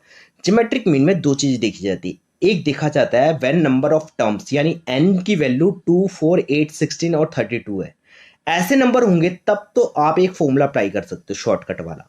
और अगर इसके अलावा या इसमें भी सब में ये वाला फॉर्मूला अप्लाई करोगे तो ये वाला तो हम नहीं करेंगे यहाँ पे, क्योंकि इसमें एंटी लॉग लग रहा है। एंटी लॉग के लिए कैलकुलेटर चाहिए, और कैलकुलेटर की ट्रिक जो है वो मैं इसमें नहीं सिखा सकता, ठीक है। चलिए आगे चलते हैं, इसको समझते हैं, क्योंकि एग्जाम में भी यही आते हैं, ज़्यादातर यही एग्जाम में आएंगे। ये बहुत कम चांसेस है, ये आता ही नहीं है, ना के बराबर है, नहीं देते ये एग्जाम में। पता है उनको लॉग टेबल देखनी पड़ेगी।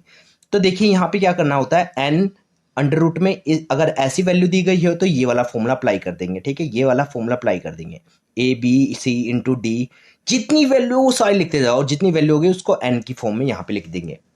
ज्योमेट्रिक मीन डिस्क्रीट सीरीज में, कंटिन्यूस सीरीज में होगा, ये वाला फॉर्मूला होगा। तो ये वाला जो फॉर्मूला है ये अभी हमें देखना नहीं है, तो छोड़ देंगे।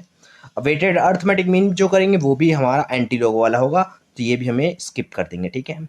तो हमें समझना नहीं है, बस देखना फॉर्मूला ये होता है, ठीक है। आगे देखेंगे, आगे चलते हैं।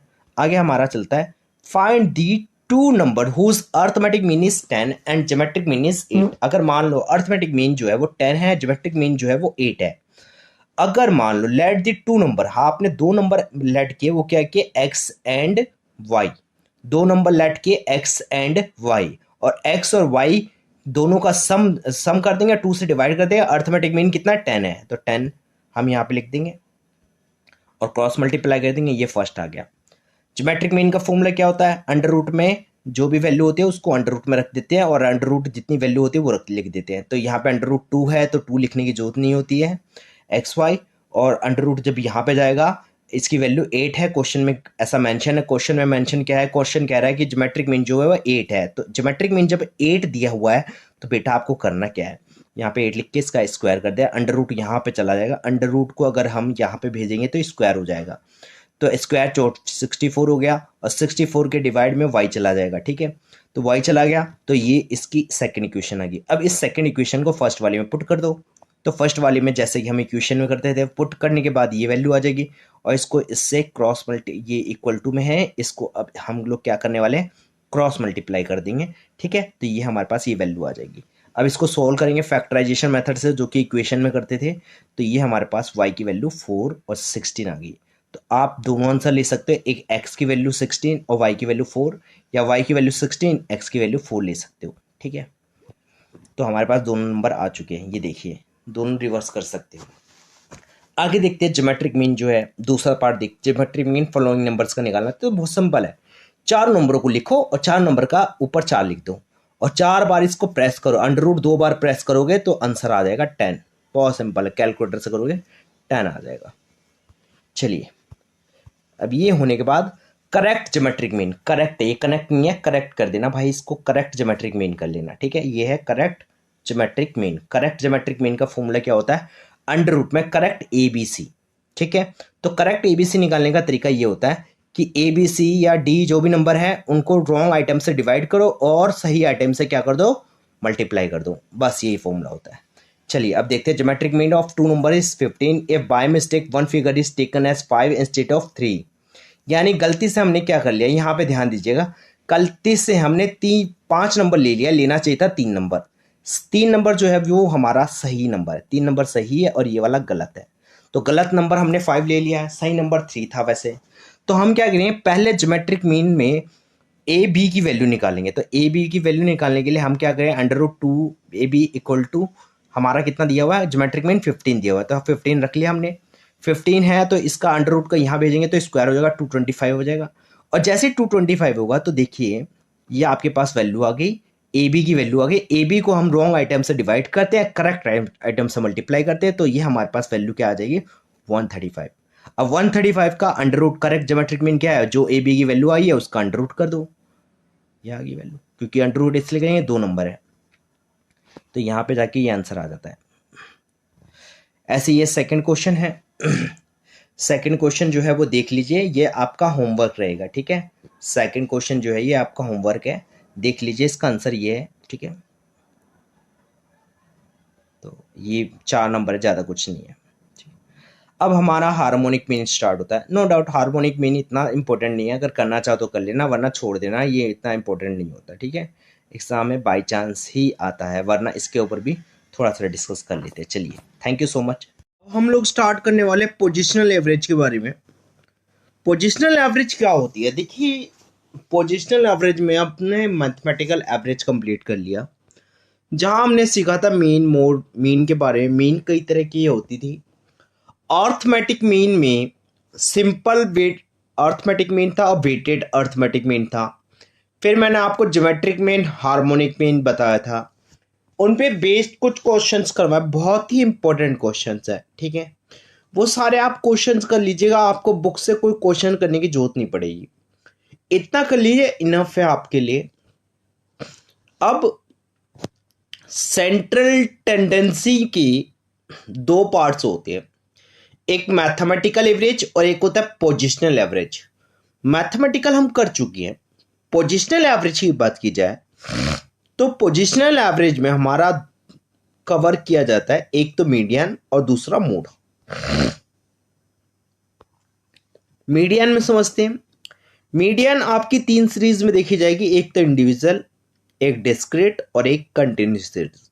तीनों में कैलकुलेशन थोड़ा अलग होगा। यहाँ पे कोई मेथड्स नहीं होते, डायरेक्ट शॉर्टकट स्टेप डिवीजन कोई मेथड्स नहीं होंगे, सिंगल मेथड होगा। इंडिविजुअल सीरीज में थोड़ा सा टिपिकल होता है, क्योंकि यहाँ पे कुछ दो फॉर्मूले बनते हैं। चलिए समझते हैं इंडिविजुअल सीरीज को। पहले इंडिविजुअल सीरीज में हम पोजिशनल एवरेज निकालने वाले हैं। तो median is a positional number by getting formula. इसके लिए आपको एक फॉर्मूला अप्लाई करना होगा, जिसके लिए नंबर ऑफ टर्म्स देखने होंगे। नंबर ऑफ टर्म्स का मतलब है आपको n की वैल्यू देखनी है। n ओड है या इवन है, दोनों में से एक देखना होगा, ठीक है।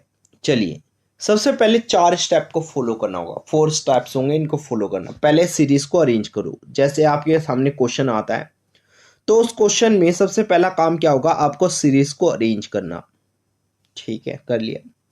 उसके बाद आपको नंबर ऑफ टर्म्स चेक करना, ओड है या इवन है, कर लिया। इनकेस अगर वो ओड होता है, इफ ओड नंबर, तो उस केस में आपको फॉर्मूला अप्लाई करना, size of n plus 1 divide bye 2 item, ये होगा।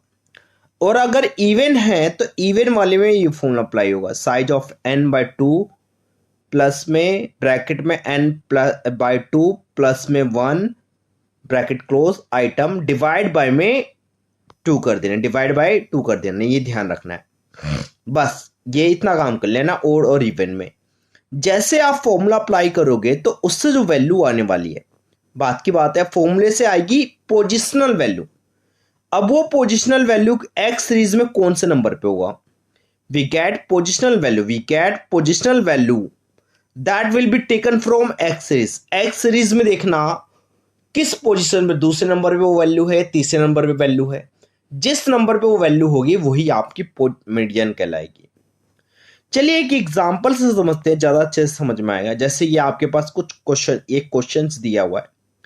इस क्वेश्चन में क्या दिया हुआ है, इस क्वेश्चन में ये दिया हुआ है, कुछ नंबर्स दिए गए हैं और इन नंबरों को पहले तो काम क्या करना होगा, आपको असेंडिंग ऑर्डर में अरेंज करना होगा। कर लिया जी। 5 नंबर है, यानी n की वैल्यू 5 है, that is odd number. Odd की केस में हम फॉर्मूला ये वाला अप्लाई करते हैं, size of n plus 1 divide by में टू आइटम। n की वैल्यू 5 है, 5 प्लस 1 कर देंगे। जैसे n प्लस 5 1 करेंगे 6 हो जाएगा, 6 को 2 से डिवाइड कीजिए तो थर्ड आ जाएगा, थर्ड आइटम। यानी थर्ड नंबर में वैल्यू क्या है, चलिए ऊपर चलते हैं। First second and last one is third, ये थर्ड नंबर है। यानी तीसरी पोजीशन पे हमारी जो वैल्यू आ रही है वो 1200 रुपये आ रही है, तो हमारी मीडियन वैल्यू भी 1200 ही होगी। आई होप आपको ये समझ में आ गया होगा। अब समझ में आ गया तो सराफा से थोड़ा सब्सक्राइब कर दो भाई, बड़े कंजूस आदमी हो, मक्खी चूस आदमी हो। चलिए अगला क्वेश्चन देखते हैं। अगले क्वेश्चन में, अगले वेज एग्जांपल में, इंडिविजुअल सीरीज में आपके पास टोटल नंबर जो दिए गए हैं, नंबर ऑफ टर्म्स दिए गए हैं वो 6 है, दैट इज इवन नंबर। जैसे ही हमें n की वैल्यू 6 मिल गई, हमने इस नंबर को अरेंज करना स्टार्ट किया असेंडिंग ऑर्डर में, कर दिया। पहला काम तो यही है। फिर n की वैल्यू देखनी है, सेकंड काम ये है, और फॉर्मूला अप्लाई कर देना है। चलिए अब n की वैल्यू 6 है तो हम ये वाला फॉर्मूला अप्लाई करेंगे, ये जो था, ठीक है, size of n by 2 N plus में n बाय 2 प्लस में 1 डिवाइड बाय में 2 आता है बच्चे, वो मैं करना भूल गया, तो आप लिख लेना डिवाइड बाय 2। 6/2, 6+2, तो 6/2 को जब हम डिवाइड करेंगे तो ये आएगा थर्ड नंबर, और ये थर्ड तो है ही, प्लस में फोर्थ नंबर। तो थर्ड नंबर पे हम देखेंगे थर्ड और फोर्थ प्लेस पे, तो थर्ड और फोर्थ प्लेस पे कौन से नंबर आ रहे हैं? थर्ड नंबर पे नो डाउट 95 आ रहा है, फोर्थ प्लेस पे 100 आ रहा है, तो 95 और 100 लिख देंगे। डिवाइड बाय 2 है तो 2 से डिवाइड कर देंगे, ये आ जाएगा आंसर हमारा। ठीक है, सो हमने यहाँ पे क्वेश्चंस कर लिए, इंडिविजुअल सीरीज को कंप्लीट किया। अब हमारा काम है डिस्क्रीट सीरीज को कंप्लीट करना। डिस्क्रीट सीरीज नो डाउट बहुत इजी होता है। ये क्वेश्चन आपके सामने है, कुछ मार्क्स दिए गए हैं और साथ के साथ नंबर ऑफ स्टूडेंट्स दिए गए हैं।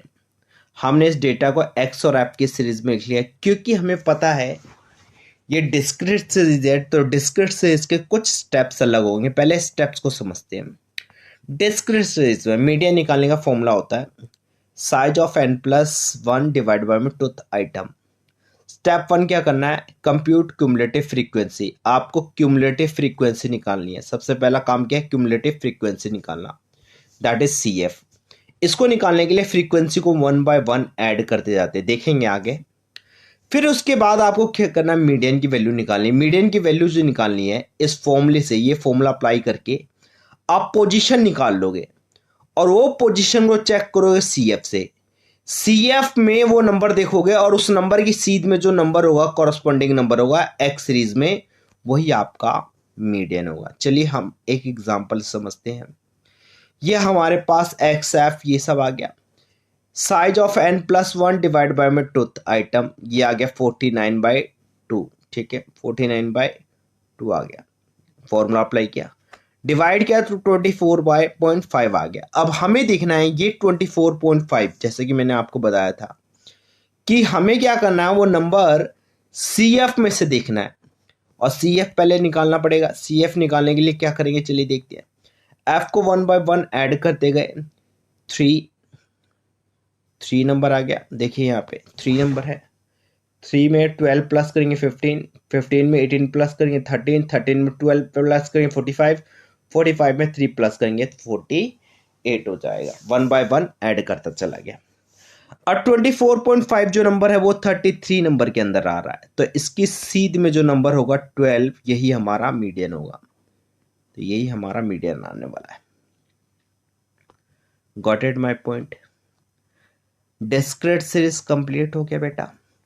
अब नेक्स्ट सीरीज जो आती है वो आती है कंटिन्यूअस सीरीज। कंटिन्यूअस सीरीज के लिए पहले m टर्म निकालना पड़ता है। पहले क्या निकालना पड़ता है? m टर्म निकालना पड़ता है। ये टर्म है, m टर्म निकालना पड़ता है। m टर्म के लिए n/2 आइटम कर देंगे। फॉर्मूला होता है मीडियन का L प्लस n/2 ब्रैकेट में n/2 minus CF divide by में F इंटू में I। ये F जो होता है ना, सारा खेल इसी का ही होता है। ये F जो निकलता है ये m टर्म से निकलता है। m टर्म का मतलब होता है मिडल फ्रीक्वेंसी की टर्म। इस n/2 से हम मिडल फ्रीक्वेंसी निकालते हैं। चलिए कैसे निकालते हैं? n का मतलब होता है सिग्मा f यानी f का टोटल कर दो। आगे करते हैं, we get the middle frequency the corresponding of CF। ये जो m टर्म होता है इससे हम मिडल फ्रीक्वेंसी निकालते हैं। इससे कौन क्या निकालते हैं? मिडल फ्रीक्वेंसी निकालते हैं जो CF के कॉरस्पॉन्डिंग से होता है। चलिए देखते हैं। L का मतलब होता है लोअर लिमिट ऑफ F निकल गया, समझ लो कि सब निकल जाएगा। यहाँ पर मैं लिख देता हूँ ये F के बारे में कहा गया है। ठीक है, F का मतलब होता है we get the middle frequency the corresponding CF के कॉरस्पॉन्डिंग में देखेंगे, जो पोजीशन निकलेगा ना वो CF में से देखा जाएगा और CF के कॉरस्पॉन्डिंग में जो मिडल टर्म पड़ा होगा उसको उठा लेना फ्रीक्वेंसी को, उसी के सीध में लोअर लिमिट होगा। और गैप देख लेना क्लास इंटरवल का।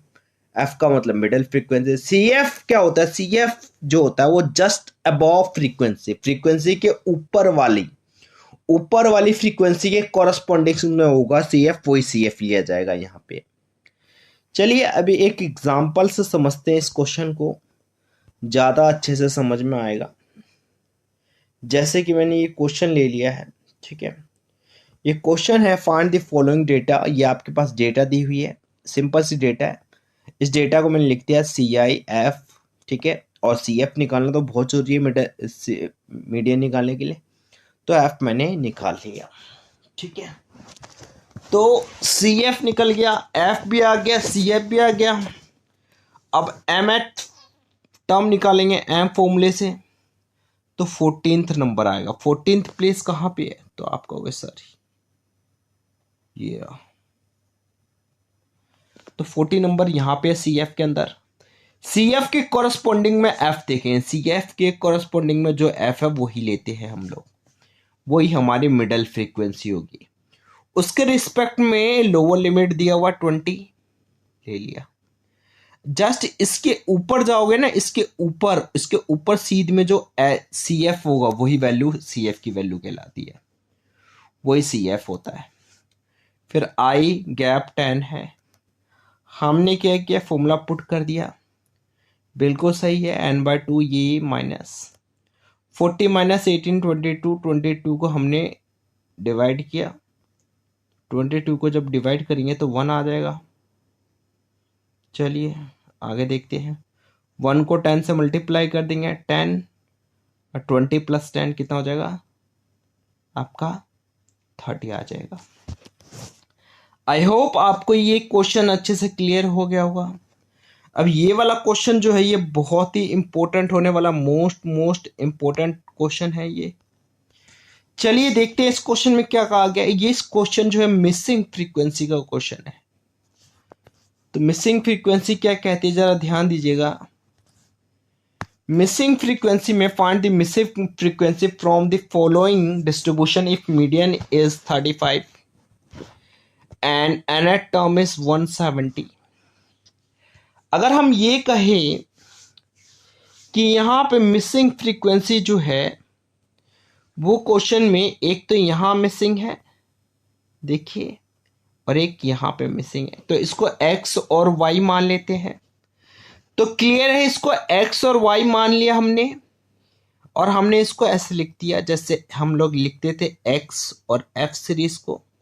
CF निकालना भी बहुत जरूरी होता है मीडियन में, तो 1/1 ऐड करेंगे। 10 में 20 ऐड किया 30, 30 में x किया 30 प्लस x, 40 किया तो ये आ गया, फिर ये किया तो ये आ गया, फिर ये किया तो ये आ गया, और फिर फाइनली आपके पास ये आ गया। क्वेश्चन में n की वैल्यू दी गई है, यहाँ पे देखिए n की वैल्यू क्वेश्चन में कहा गया है, ऐसे क्वेश्चन में n की वैल्यू 170 है और मीडियन भी दिया हुआ 35 है। अगर 35 मीडियन है तो मीडियन इस वैल्यू के बीच में आ रहा है। अगर क्लास इंटरवल से देखा जाए तो क्लास इंटरवल में ही रेंज देख लो, 35 कहाँ आता है, 30 से लेके 40 के बीच में। क्लास इंटरवल देख लेंगे वहीं पे आएगा। चलिए हमें मीडियन तो पता चल गया, मिडल टर्म निकालने की जरूरत नहीं है। मिडल टर्म जो है मीडियन जो है वो 35 है। 35 के बीच में जो फ्रीक्वेंसी होगी, इसके बीच में जो फ्रीक्वेंसी होगी वही आपकी एफ कहलाएगी। ये रही 40 और ये रहा लोअर लिमिट, क्योंकि 35 हमारा मीडियन है तो 35 30 और 40 के बीच में आता है, 30 और 40 के बीच में आता है। तो इसकी सीध में आपको फ्रीक्वेंसी मिल जाएगी, इसी के सीध में CF होगा ऊपर जस्ट अबव। चलिए अब हम लोग लिख लेते हैं, मीडियन की वैल्यू 35 है, n की वैल्यू जो है 170 है, लेकिन 170 के साथ साथ ये वैल्यू भी आ रही है। ये इक्वेशन की फॉर्म में वैल्यू जो आई है ये n के बराबर होती है, क्योंकि ये टोटल भी n का टोटल भी इतना ही होता है। तो ये हमने रख दिया x प्लस वाई 60 हो गया, फर्स्ट इक्वेशन बना लिया। और ये करने के बाद हम लोग L जानते 30 है हमारा, ठीक है, L 30 है, मीडियन 35 है। 170 आया था आपका F, n की वैल्यू दी हुई थी तो हमने काट दिया इसको, 85 आ गया। 85 minus 30 plus x, 30 plus x जो है ये CF है। CF देखिए ये रहा, जस्ट इसके अबव वाला CF होता है, ये रहा, ठीक है, ले लिया हमने। अब इनटू में 10 और F की वैल्यू तो हमने निकाली थी 40 और ये ले लिया, और जैसे इसको डिवाइड किया प्लस माइनस किया तो ये हमारा लास्ट की वैल्यू 35 आ गई। अब इस 35 को हम क्या करेंगे, पुट कर देंगे यहाँ पे, तो y की वैल्यू भी आ जाएगी 25। वाई की वैल्यू भी आ जाएगी 25 और एक्स की वैल्यू 35। अब एक फॉर्मूला होता है बहुत सिंपल सा शॉर्टकट। अगर मान लो तीनों चीज कह दे, मोड मीडियन और मीन, तो आप कोई भी दो चीज निकालने हैं, तीसरी निकालने के लिए इक्वेशन का फॉर्म को यूज करना। मोड हमेशा बराबर होता है 3 मीडियन माइनस में 2 मीन के, ठीक है। इन अ सेमेट्रिक डिस्ट्रीब्यूशन मीन इतना दिया हुआ है, मोड इतना दिया हुआ है, मीडियन निकालना, तो ये फॉर्मूला अप्लाई करो। तो ये वाला फॉर्मूला अप्लाई किया तो यहाँ मोड रख दिया, यहाँ पे मैंने क्या रख दिया, यहाँ पे रख दिया मैंने, यहाँ पे मोड रख दिया, यहाँ पे मीन रख दिया, और ये किया तो ये हमारे पास ये वैल्यू आ जाएगी। आई होप आपको मीडियन कंप्लीट हो गया होगा। तो मीडियन यहाँ पे खत्म होता है। मोड की बात की जाए तो मोड बहुत सिंपल है। मोड निकालने का तरीका ये है, इंडिविजुअल सीरीज में मोड निकालते वक्त क्या करते हैं, जो वैल्यू सबसे ज्यादा रिपीट हो रही होती है इंडिविजुअल सीरीज में, जो नंबर सबसे ज्यादा रिपीट हो रहा होगा वही मोड होता है। डिस्क्रीट सीरीज में बहुत आसान है, जो हाईएस्ट फ्रीक्वेंसी होती है उसके कॉरस्पॉन्डिंग में एक्स सीरीज से वैल्यू जो निकलेगी वही कहलाएगी मोड। तो इसको एक एग्जांपल के जरिए समझ सकते हैं। जैसे कि ये हमारे इंडिविजुअल सीरीज दी हुई है, तो इंडिविजुअल सीरीज में एक नंबर कौन सा है जो सबसे ज्यादा रिपीट हो रहा है, तो आपको वो 20, देखिए 1 2 और 3 बार रिपीट हुआ तो मोड 20 आ जाएगा। चलिए अब डिस्क्रीट सीरीज में देखते हैं सबसे हाईएस्ट फ्रीक्वेंसी कहाँ है। तो सर यहाँ पे फ्रीक्वेंसी जो है, फ्रीक्वेंसी की वैल्यू 20 है, तो 20 के रिस्पेक्ट में जो एक्स की वैल्यू है वही हमारी क्या कहलाएगी, मोड कहलाएगी। चलिए कंटिन्यूस सीरीज में फॉर्मूला अलग होता है, L plus F1 minus F0 divide by में 2F1 माइनस में F0 माइनस में F2 हो जाएगा, माइनस में F2 हो जाएगा, इनटू में आई। F1 का मतलब बहुत सिंपल सा है यहाँ पे, कि जो सबसे बड़ी फ्रीक्वेंसी होती है, हाईएस्ट फ्रीक्वेंसी, हाईएस्ट F, और उसके ऊपर जो होता है वो F1 होता, F जस्ट अबव जो होता है वो, जस्ट अबव जो होता है वो F0 होता है। F0 जो होता है जस्ट अबव F1, और F2 जो होता है वो जस्ट बिलो F1, F1 के नीचे वाला F2 होता है, F1 के ऊपर वाला F0 होता है, और L का मतलब तो लोअर लिमिट होता है। आई होप यहाँ तक समझ में आ गया। तो इस क्वेश्चन को करते हैं बेटा।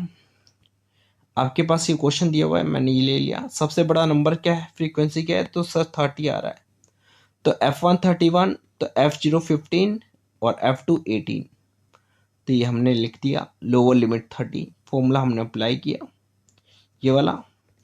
तो इस फॉर्मूले में हमने F1 की वैल्यू 30 आई है, 30 रख दो, और F0 की वैल्यू 15 है, 15 रख दो, और ये फिर इसके बाद F1 की वैल्यू 30, F0 की वैल्यू 15 और F2 की वैल्यू 18 है, तो ये डाल दिया, ये हमारे पास ये आंसर आ गया।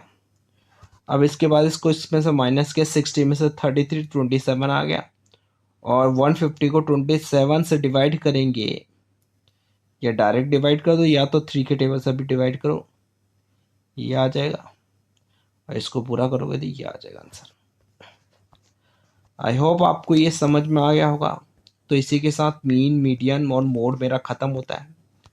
मैं उम्मीद करता हूँ बच्चे अच्छे से पढ़े होंगे, अच्छे से समझा होगा आपने ये वीडियो को। आप चाहो तो पॉज करके देख लेना, ठीक है। अब हम लोग मैथमेटिक्स थोड़ा कर लेते हैं। सेंट्रल टेंडेंसी खत्म हो गया, एक क्वेश्चन यहाँ से कंफर्म आएगा, आने के चांसेस हैं, ठीक है। तो अब हम लोग डिफ्रेंशिएशन करते हैं, डेरिवेटिव स्टार्ट कर रहे हैं, ठीक है। Thank you so much for watching my video.